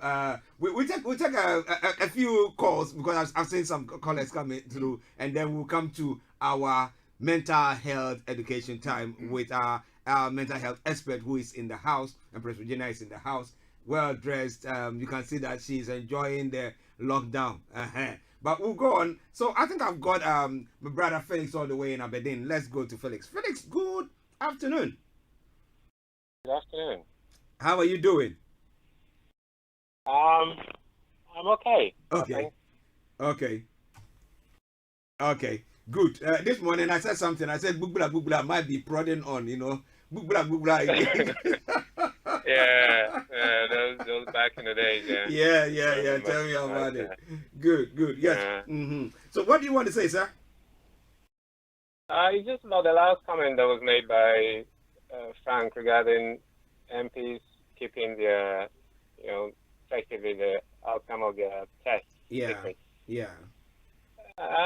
Look, in some respects, don't blame these people anymore. I mean, look, you got to be honest with some of these things. Our people are stupid. And you see, some of the things that happen in our country, or in our countries, back in Africa, that people don't say anything about. I mean, you take a country like Germany, it wouldn't happen there. Even a small country like Austria, it wouldn't. People resign simply because they forgot to pay their television license fee on time, and they were caught up by the agency that deals with it. People sometimes even resign simply because they forgot to pay their parking fine. Yeah. On time, even in a country like the UK, which is not the best example of democracy, as far as I think. And so we deserve the kind of leaders that we are having. You are voting 275 people who constantly, they don't do anything. All they do is just approve of budgets, vote for loans. Effectively, you are making people who are turning the country into a highly indebted country. We just keep accruing loans. The resources that are coming into the country, these are the powerful people who are handling these resources, who are making decisions on these resources. And up to this day, from 1992, when these people declare their assets, these details are kept secret. How do you ascertain that these people are telling lies or not? I agree with you there. You yourself don't know. Yes, you yourself don't know how much your MP owns or how much your MP owes, because these things are very important. First of all, you need to know. That's the reason why, in some professional organizations, if you declare yourself bankrupt, you lose your professional license to practice. You cannot be an actuary if you have a record of bankruptcy. And if you're an accountant, for instance, and or even a board member of a company, and in some countries, then there's a history of you declaring yourself bankrupt on a regular basis, there are penalties where you'll be stopped from becoming a board of director of any company because you are holding a position of trust, a position that gives you access to resources. And if you, as an individual, you have a history of not being able to administer your own personal finances very well, then it becomes an imperative on the part of the state to stop you from getting into a position of trust where you're going to handle resources of other people. Now, if you have members of parliament, ministers of state, senior government appointees, including people of the judiciary, whose assets, when they declare, cannot be made available to the public, and therefore the public doesn't even know whether these people are good at managing their own personal finances, let alone the resources of the state, you have a problem. So this one is even a small thing altogether. It's the least thing altogether. I mean, look at our own country. If we have been told this number of people have been infected, this number of people have been recovered, this number of people have died. You have cogent arguments being made that, look, some of these figures that are coming out needs more, some of these figures need explanation. That it doesn't tally very well. You have a situation where we are told that one person infected 500 people in a factory at Tema. That did it stop at the 500? Nope. It couldn't have stopped at the 500 because of the what we know of the nature of the virus till now. Yeah. You know, so where did he stop? How did the person go out and one day just pass around with, you know, excuse my language, some kind of bodily fluid to 500 people? Did it happen one day? Did it happen over a week? Did it happen over a month? How have you been able to contain that? No questions, no answers. Nobody is being told even what that unit does, where it is located. People speculate it's in Tema. But if you live 50 yards from that unit, if your mom is working in an industrial estate where this happened, why shouldn't they be made known? You don't ask these simple questions, but our people don't ask these questions, and it's sad. But unfortunately, some of these things we have to own up and admit that. Look, some of our people, or maybe even majority of our people, are stupid. Doesn't mean they are fake in the head. Yeah. I mean, you know, brainy people. If you look at some of these wealthy businessmen who end up buying football clubs, they make stupid decisions, and sometimes they go broke. So our people, at the moment, we seem to be behaving like stupid people. And if you behave like that, you get that type of leader. Of course. Or that type of leadership. You know, so that's where we are. It's unfortunate, but you got to ask yourself, 275 people, plus their supporting staff, plus people who work at Parliament and all the rest of it. I mean, you're going to take records of these people. You're going to make analysis of whether they've had some kind of infection or not. Yeah. But the public is not supposed to know. In other words, if these people are infected, the public are not supposed to know. Then they can go around and reinfect people, and all the rest of it on and on and on and on and on it goes. Yeah. I mean, where is the logic? The Canadian Prime Minister's wife got infected. Canada was told. Yeah. The Prime Minister even isolated as well. Yes, and in this country, it's happened. It's not only this one. I don't know how long you guys have lived in this country, but there was a time when the culture minister under Tony Blair's administration, his name is Chris Smith at the time. He tested for HIV and he made that public. Okay. Oh no, they will never make that public in that part of the world. He made that public, and he made that public because he's in a position of trust. Yeah. A time will come when something will happen, and like when mad cow disease came around. Yeah. One of the ways of testing people is by taking blood samples. So if he doesn't tell the public that, look, I have this kind of condition, or it becomes necessary that because of maybe the National Blood Bank is short of blood and the public or the state is encouraging people to go and donate blood, and he doesn't do that. But if he hasn't told the public that, look, I have this sort of virus in my system, and so I can't be part of the National Blood Bank, or I can't donate blood to the National Blood Bank, people will then understand, because these things are important. When the debate about MMR came up, and there were parents who had issues with some of the narrative they were getting from the scientific community and the daily papers that, look, they don't think MMR is safe for all kids. People raise legitimate questions that, look, politicians should tell us whether their children themselves had these sort of MMR vaccination. Because if you, the politicians who are administering the NHS, or telling us ultimately to go and give these vaccines to our children, you yourself, you are not doing this to your own children. Why are you asking us to? Well, why should we subject our children to MMR? If people don't like public offices, fine, stay away and have your private life. But if you go into public office, some of these things are required of you. And particularly in our parts of the world, where sometimes if you look at some of the decisions coming from our Supreme Court in recent days or weeks, you question what the level of critical thinking is, even at that level of governance as far as a nation is concerned. And you wonder whether these people are ready for public office, or they have their own inclination or view about how public service should be run. I leave it at that. Thank you very much, Felix. Take good care of yourself, and then have a lovely weekend. Right then. All right. Listeners, bye-bye. Listeners, that was Felix all the way in Aberdeen bringing his take on these issues today. But it's now gone a quarter past 12. Let's take a quick music break. And we have our health expert in the house. Actually, before the music break, let me announce that COVID organic has arrived in Ghana. Oh, okay, okay. Our government has taken delivery of COVID organics from Madagascar. Oh, okay. So it's now going to be tested. They're going to administer it to a few of the patients and then be able to come out with their own findings about how efficient and how effective COVID organic. So it has arrived in Ghana. So the MPs who even test positive should not be worried.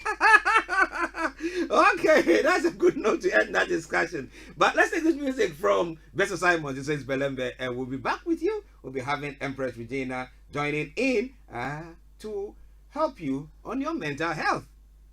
You think that you are getting a big bonkers? Now we'll see. Stay tuned.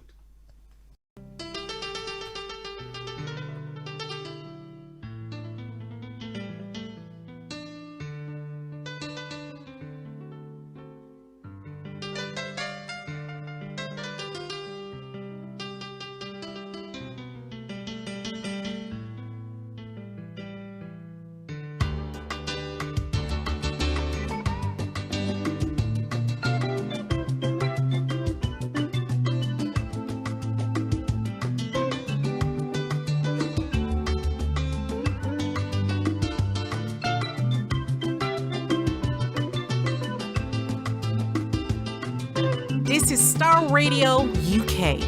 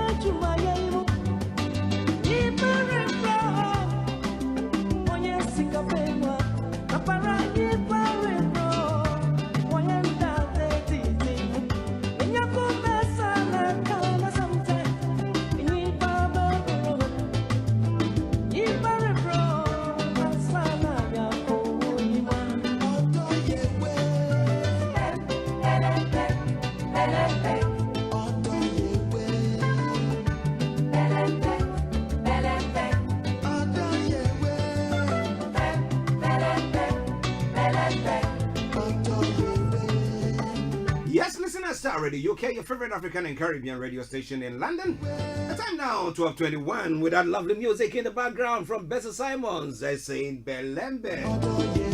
Nipare Bre. COVID is locking people down. People are stressed out. People are thinking about, hey, what next? Am I still going to go get my job back once everything is eased? People are home with their families, and they think that they've never been at home with their families that way. People with their partners, they think that, oh, you know, I come in the night, we come briefly, so the most time that they'll be together will be about a few hours. But now, 24/7, and they are home, and you ask yourself, what is going on in their heads? Well, we have an expert in the house who will try to throw more light on it so that you know whether what is going on or whatever is going on in your head at the moment, whether you are going bonkers or whether it's something that you can just relax and just take it easy.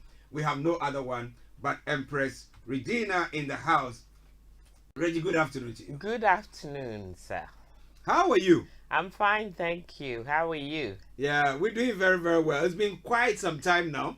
Yes, I've missed the environment. And the people. Oh, okay. Okay. Good. We know we are pressed with time, but we'll go on with the discussions. And listeners, be assured that we're having our money man, Mr. Dan Tabiri.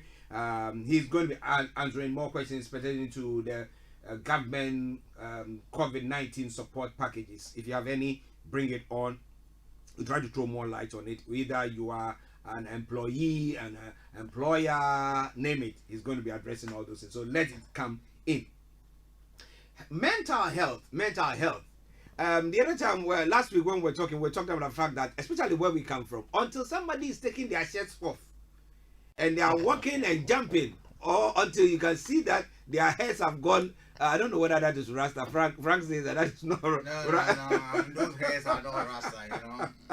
Crazy brains. No. Until people get to that extent, we think that, oh, they are okay. So when it comes to mental health, what will you say is mental health? So mental health, good afternoon, listeners. Mental health is just an illness of the mind, of the brain. That's what mental health is. Okay. So some alteration or something, you know, not quite right where it comes to the mind is generally what mental health is. It affects you psychologically, emotionally. It has other impacts or the wave effect on other parts of your life or your well-being. So that's what mental health is in a nutshell. There are many different forms or various diseases or illnesses which has different manifestations and different presentation under the word mental health. So it's a broad word and it entails a lot. Okay, interesting. So during this lockdown, we've talked about some people who are complaining that they've not seen anything of the sort before. Virtually, I don't know whether stress, anxious, and everything. Now, what will be some of the telltale signs for us to say, hey, this one, we have to be careful about them? I don't want you to use the word bonkers. I didn't use, but I said telltale signs. No, the telltale signs for mental illness, I think the ones you keep describing, Archie, is the ones that are the end results of what we see in certain parts of the world. Cisco. So yes, it can, you know, when you lose control of yourself, your self-awareness, you don't know, we call it, you're not aware of what is going on around you. You don't have control over that, and the illness takes over and it controls you. And sometimes in the extreme cases, you get what they call command hallucinations. So then you hear voices, and then the voices tells you what to do, and you kind of act upon that. So that's the extreme. And I don't think in this lockdown we are going to see manifestations of that in society. It's possible. No, please don't sit at home and start hearing voices and not act upon it, because generally, you know, there is a scientific explanation for that. Dopamine, when you are lacking dopamine in the brain, things like that. So it can easily be treated and managed. So please don't sit at home and then you start hearing voices and you start acting upon it. That's not right. That's not good. But in general, yes, we've been locked down for some time. We are still in modified lockdown. It's not partial, it's now modified, because we have some exceptions where you can go out and do certain things. But I think what I want us to zoom in on today is fatigue. Okay. So fatigue is mental exertion of very different types of issues surrounding you, so variations of issues surrounding you. So it can be pertaining to your financial situation, as you were mentioning, and good afternoon to Mr. Tabiri when he comes on. So financially, being in lockdown, we know the government has put in financial sources to help people. So it can be one of those. So when you're feeling fatigue, it's a variation of things that is going on around you. So financially, you are thinking about how you're going to continue to sustain your life post-COVID. It can also be stressed. You are stuck in the house, you can't go out. There is lack of social stimulation going on for you and for the children. And so again, that can cause fatigue in the house. You are sleeping, you are out of your routine. We all live our life mostly according to routine. And at the moment, we don't have that kind of structured routine that we were used to pre-COVID. So during COVID and post-COVID, things are going to be different. So mentally, you may be feeling very tired, very exhausted, and it can be impacting on you physically because you are confined to a very small space. When you go to the office and you work in a big building, you've got those that work in a city, they have about 50 floors, so they can go up and down the lift. It's and we take it for granted, but psychologically it's helping. Now you don't have the lift. You can't go up and down the lift 10 times to relieve tension and relieve pressure. You've got your four walls, and when you turn around, that's all you have. It can be very draining. It can be a strain on your mind. So we are all suffering with fatigue. Some of us have put on weight. And some most people have. Most people have put on weight, and that can be an issue. You are thinking about the weight you've gained and how you're going to share that weight off. Some of us are not sleeping because our sleeping pattern has changed. Because we have more time on our hands sitting at home. So we don't sleep at the right time. We are not waking at the right time. So we are all suffering from fatigue. And I want people to zoom in on that. Not just the fact that you are stuck in the house. It's a problem. Mentally, how are you doing? Ask yourself those questions. And as always, I said, if you ask the questions, you get the answers, your problem is half solved. Then you can take steps to address them. So if you are feeling that at the moment you are feeling fatigue and it's about finances, please look for a structured approach. If it's about your job, speak to your employers. Find out what the situation is, because there's always someone at the end of the phone, and then they can talk to you about what the plan is. People are losing jobs in untold numbers and quantities. Businesses are folding every day. So depending upon what work you are in, what industry you're working in, you need to talk to the right people to be able to understand what is going on. Sometimes information is very useful. So get the information you need in order to, so that you don't sit at home worrying unnecessarily, not knowing. The unknown, it's scary. But once you know what you can do and what it's going to be in place, or what planning or structures they're putting in place, it can help to take part of the stress away, part of the pressure away. Listen at Starr Radio UK, 12:30 the time. We have Empress Regina, mental health aspect, throwing more or giving some advice on what you have to do during this lockdown, where people are je suis fatigué. That's my only phrase that I remember now.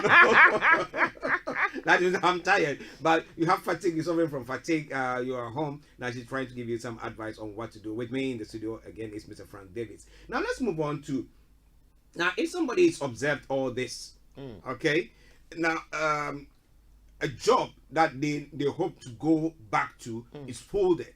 So they know. You said you ask the question, you get the answer. This is the answer.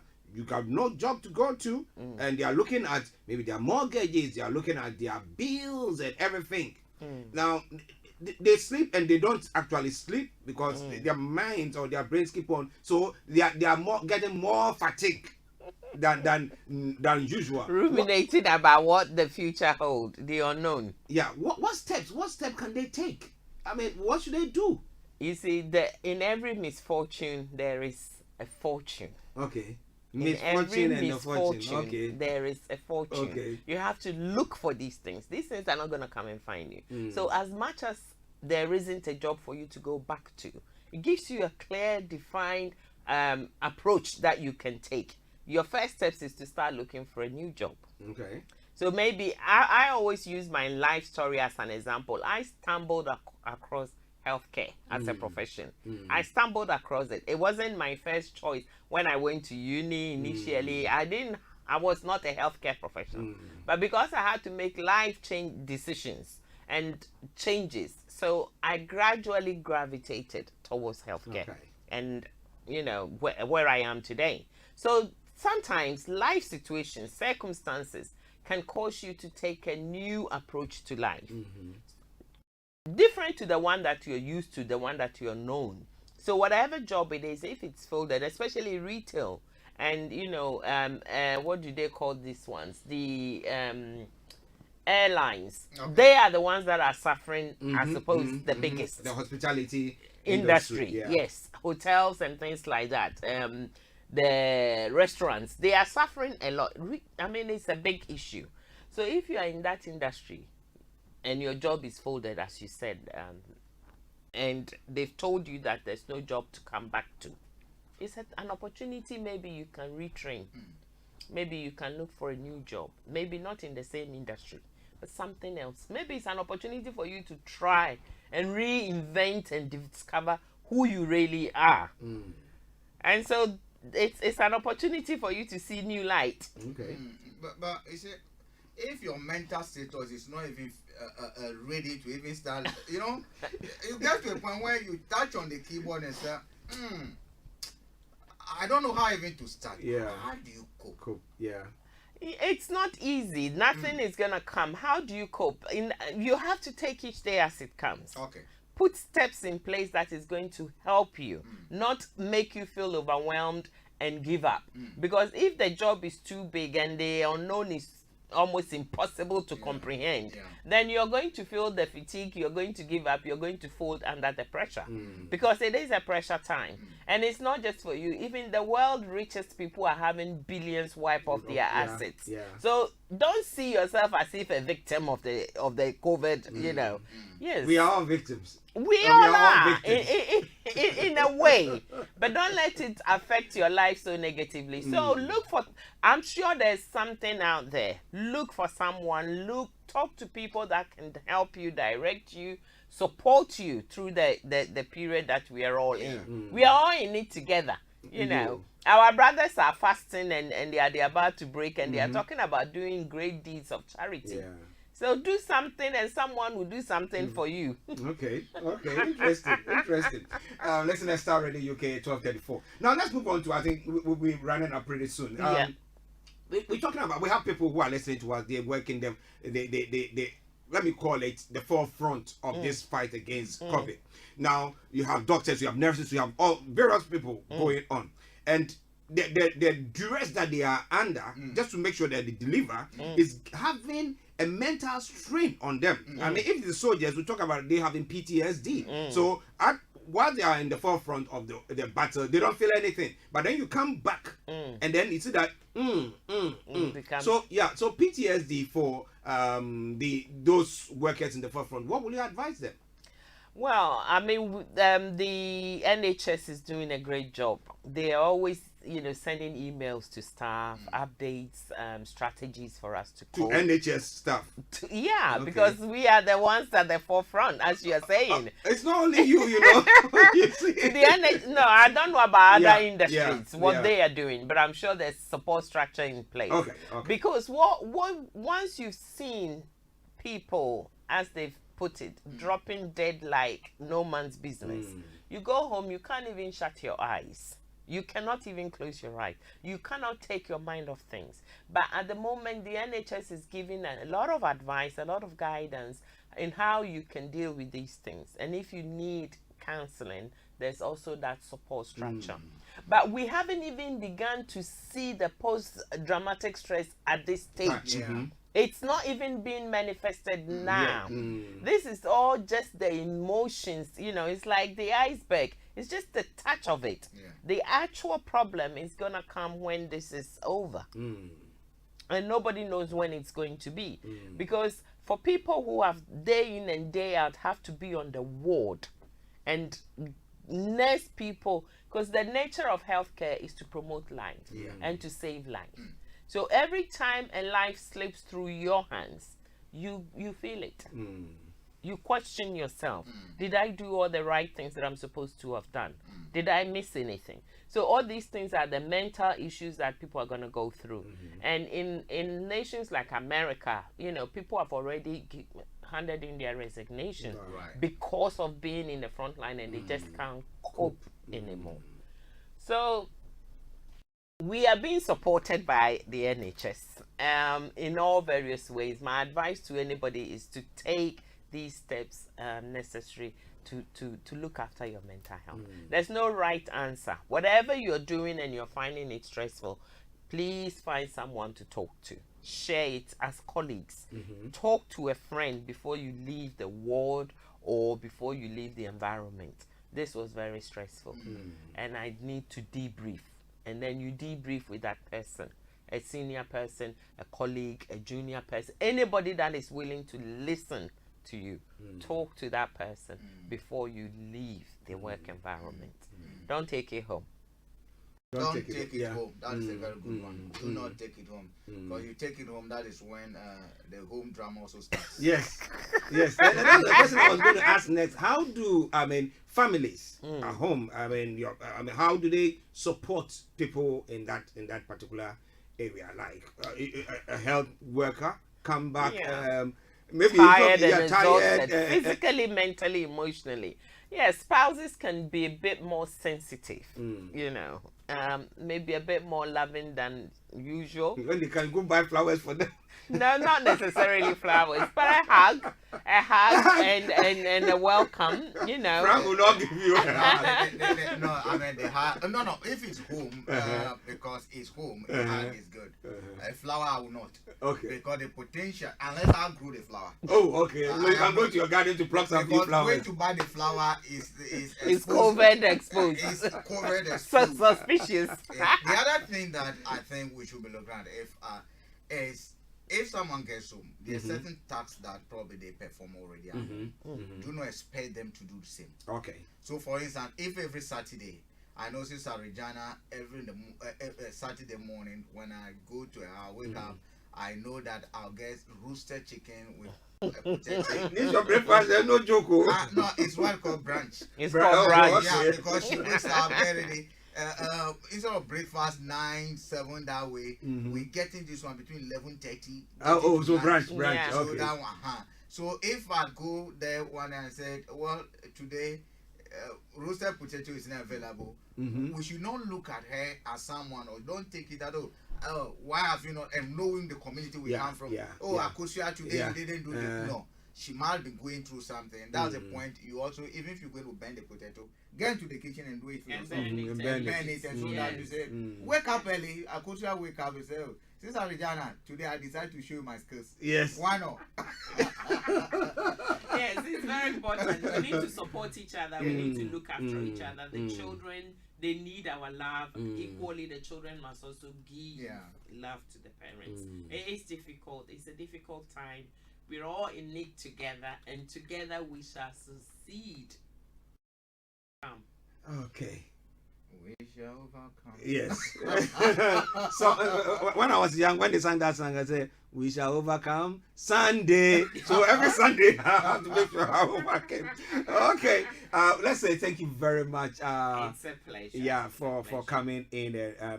Giving us a bit of advice on how to cope with this situation. Yeah, but finally, before she leaves, is there any what would you advise people to do? Numbers to call, institutions that you think they should look up to?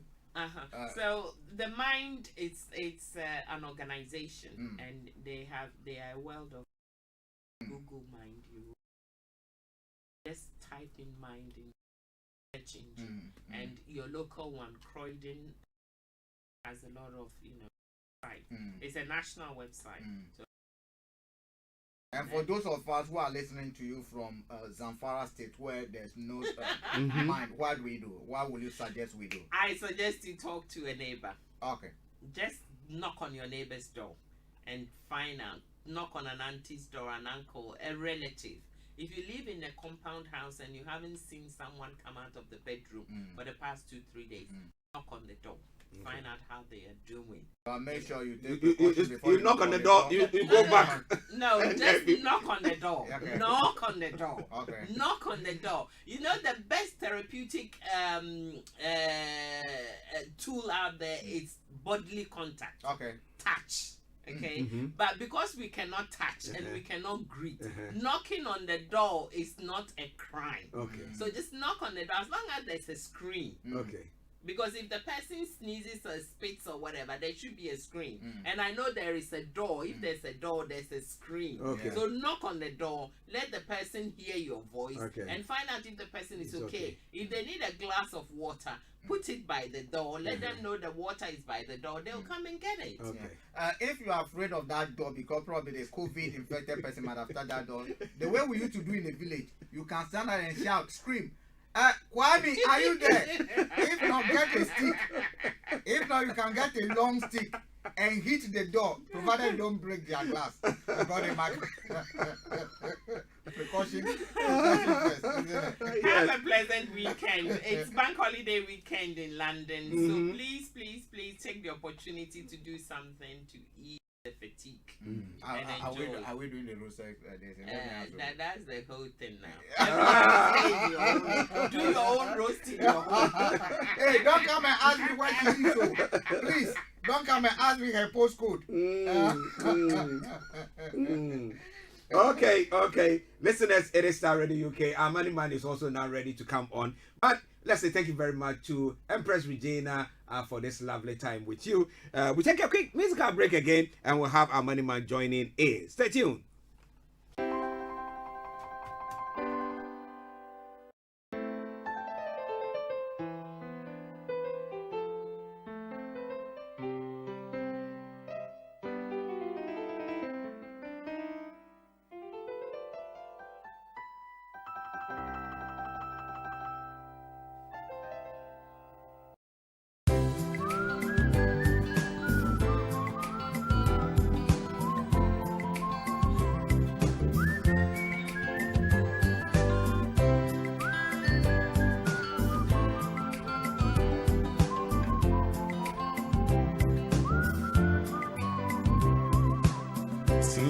Chen mami bon komobi min komo nyina ni de mi yudo inko fontasio odana mi o ma won kutonu obi areni wa obotun asisama din wo wo osut na mi chen mami bon komobi en komo nyina ni de obi anyi wo se Nami chen mami mpobon komobi inkomo nyinarenyite wasam yamasa Semitsu unza mi hunza mi emumpo Medagendo suomi mwa Wawre chichi mami mije Baby nami chen mami mpobon komobi Minkomo nyinarenyite Mewa pieza mauka Wondo ashemima Missy Maria's in Namawo Wenije ashemima Deminsi, don't you break my heart Nami chen mami komobi Inko come on, you know me there. Yeah, you will say. Nami chela ho, mommy bubble come on, be. Come on, you know me there. What's up, you master?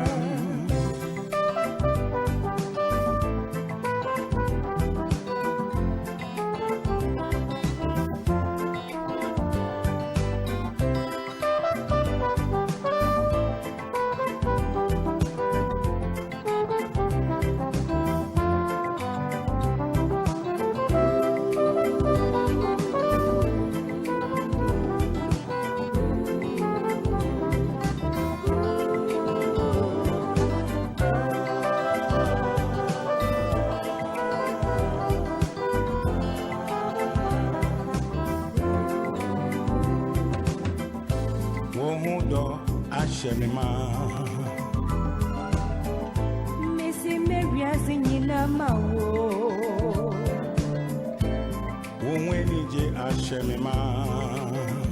Baby, Demincy, don't you break my heart. Yes, listeners, Starr Radio UK, your favorite African and Caribbean radio station in London. 30 minutes to the top of the hour at the time. You know, this time we should have Mr. Tabiri's schedule. He's made it he's made it possible to join us as well. So let's go to him and then let's have a look at what he has for us today. I know our time is fast spent, but I know he's going to deliver on it. Mr. Tabiri, good afternoon to you. Good afternoon to you, Archie, and all the Starr Radio listeners. Yes, how are you doing, sir? I'm doing great, thank you. And how are you? Yeah, we're doing very well. Doing very well by the grace. Yes. I hope the family is doing well as well.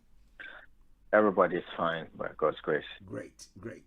Okay, we know we have got a very short time, and I know you've been on you've had a busy morning. So let's look at some of the issues that you were talking about pertaining to the government COVID-19 support packages. Anything new that people have to know?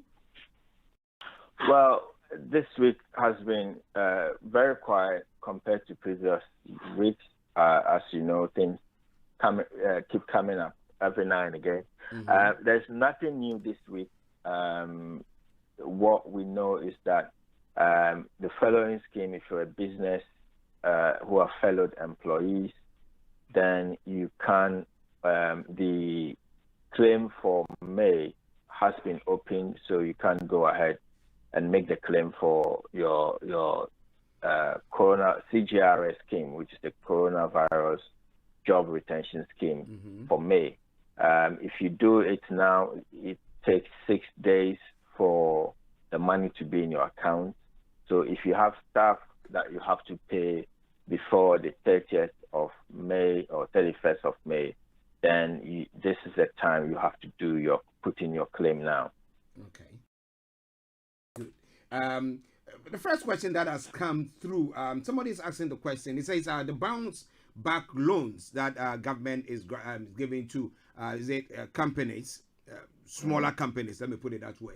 Now the question is, if they've not declared any profit, or looking at their income, it's not anything high, can they still qualify for this, or whatever they're going to get is dependent on what monies has come in or gone out? Well, okay, so we know that the loan, the minimum amount of the loan is £2,000. Mm-hmm.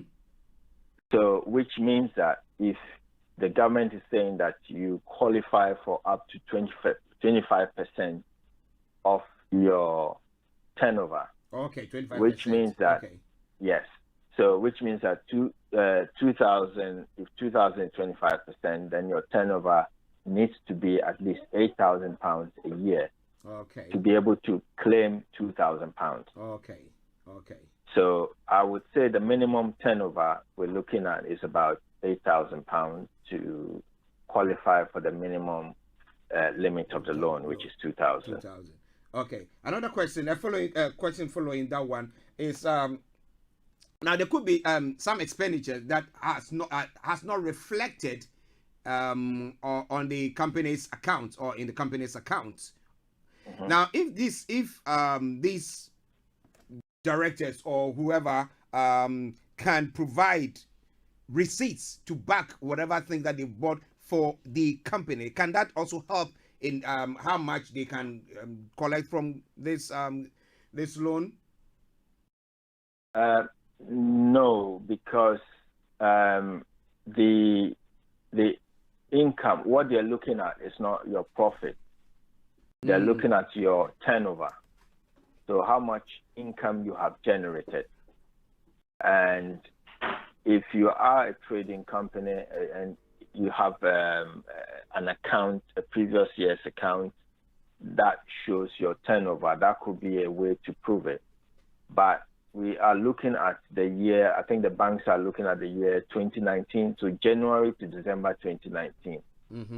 This is the period before the coronavirus pandemic came to our shores. Okay. So that is the period that they're using to assess. Okay. So if you haven't been banking your cash, then I would expect that the amount that you'll be entitled to will be very minimal. Okay. Wow, interesting. Now, the self-employment one as well. Any updates or a bit of clarity there? Some people were asking questions about that. Right. So the CJRS scheme is still in vogue. So employers who happen to be in difficulty and would have had to lay off staff at this difficult time, the government is picking up their wages, 80% of their wages, up until the end of July, and it continues through to October. Okay. But from August, between August and October, the government would expect that employers who will still want to keep staff on the books would have to share in the cost of this employer on the employees. So we would expect that the government would not longer be bearing the full 80%. Okay. It might come down to a number, let's say 60, and then maybe employer may be required 40. to put in the 40 exactly. Yes. Okay. So we don't have the absolute numbers yet, but this is the proposal that the Chancellor has put across. Okay. Listen, Starr Radio UK, our money man, Mr. Tabiri, CEO of GIL Accountancy Services, with us, giving a bit of clarity on the government support system for the COVID support package for COVID-19. Now, someone is asking a question. He says he's benefiting from the fellow scheme, but is now looking for another job because there's a tendency that their job is going to go down. And if he starts that job next week, will it freeze his fellow the money that he's getting from the fellow scheme, or does he have to declare it to the tax man, or what does he have to do? Right. So what with the fellow scheme, what we have been advised is that if an employee has been fellowed, he is free to look for another job. Okay. Or even free to start another job. Okay. And concurrently take those wages, because the expectation is that once a staff member has been fellowed, there is no guarantee after the fellow period that their jobs will still be there for them to go back to. So if you have been fellowed, I would encourage you to actively look for opportunities, because you never know when the government tells your employer to meet part of your wages. They might turn around and say, well, our business has been slow. We will not be able to meet that, so therefore we'll make you redundant. So it will be good for you to look around to see what opportunities are out there for employment. And the good thing with fellowing is that you can have your job and also still be fellowed with the other your original employer. Yes. Wow. Oh, interesting. Well, that is a word to you, whoever asked that question. Yes, Mr. Tabiri, let me come back to you. What else do you have for us, please? So what I would add to is that for small businesses, under the COVID-19 package, you can now claim sick pay for your employees, and this will be borne by the government. Previously, sick pay, if you're an employer and your employee takes time off sick, you pay them statutory sick pay, but this was not recoverable from the government. The employer bore the cost of this. Under the COVID-19 scheme, if your employee takes sick time off and they qualify for the statutory sick pay, you can pay the statutory sick pay and recover this from the state. So that is a new development in that respect. We don't know whether or when we would go back to the status quo, but I expect this will be after everything has settled down under this pandemic. Okay, wow, interesting. But someone is asking a question. He said he's furloughed, so and it's not working. It's not that he's working away from home. He's been furloughed and he is at home. So how can he take sick pay? There's clarity there. Obviously, statutory sick pay is £92 a week. So you're probably better off on your furloughed pay. If you are home and you are sick, obviously to claim statutory sick pay, it means that you are going to work. Okay. But if you're not working, then you cannot claim statutory sick pay. Okay. Thank you very much. Listeners, it is Starr Radio UK. We'll be running up the discussions with our money man pretty soon. He's a very busy man. He's a very, very busy man. So once he finds the time to come in, if you have any questions that you want to text or you want to WhatsApp it or you want to call in, whatever, in the next 2-3 minutes, we'll allow you to do so. So feel free to do that. Okay, those of you on Facebook, thank you very much for joining us as well, and as many of you who have tuned in wherever you are, we say thank you. Okay, yes, before we go, your contact details and any other advice for anyone, please. Yes, so like I always say, this is a time of uncertainty and a lot of people are struggling. Don't struggle quietly.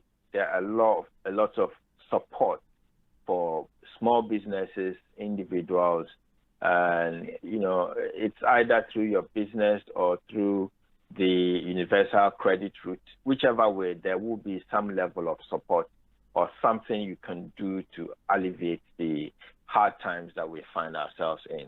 So I would encourage everyone to really look at their circumstance and look at what type of support that they may be entitled to. And there's a lot of free information available on the internet, on the gov.co.uk, which is the main government website, offering this type of information. If you need to speak to an advisor, I'll be more than happy to speak to you and discuss your circumstances confidentially, of course. And my telephone number is 079-6124-8834. 079-6124-8834.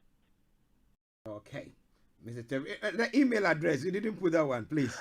My email address is dan@gilaccountants.com. So dan@gilaccountants.com. Thank you very much, Mr. Tabiri, and it's a pleasure you coming our way once again. You're most welcome, and it's been good talking to you this afternoon. Right then. Bye-bye for now. Thank you. Bye-bye. Bye. Listeners, this is where we bring our conversation to a close and virtually bring the program to a close today.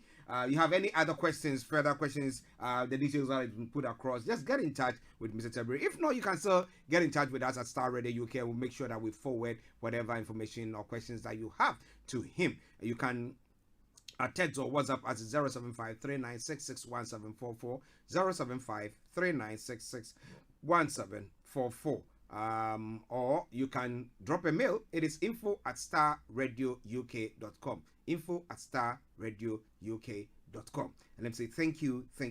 This evening, the FIA show will be coming your way live, and then to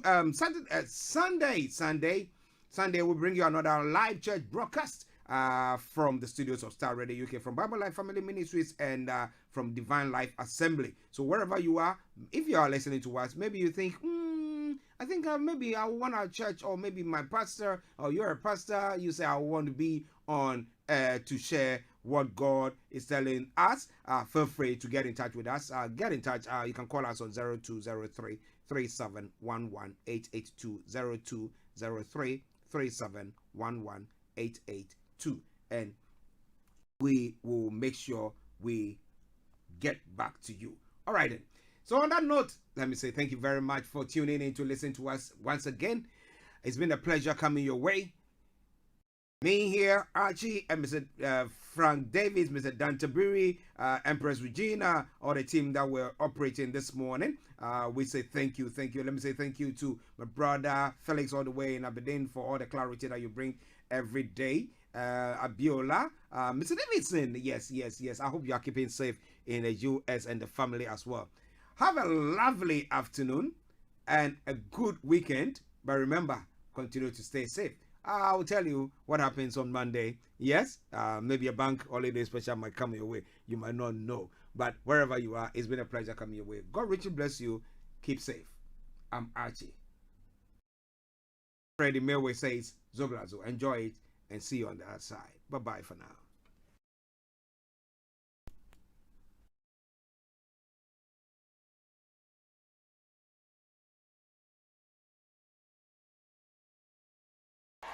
Merci.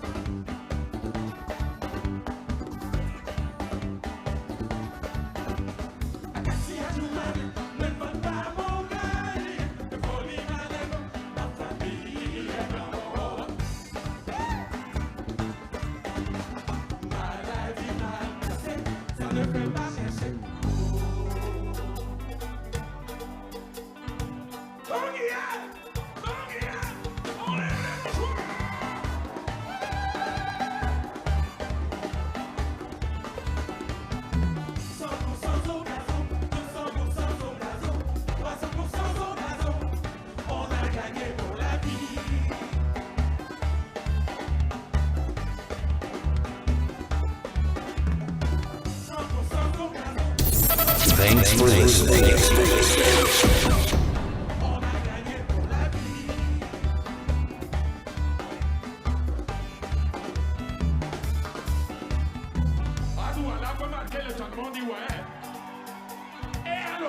On dit Abidjan, on dit quoi même?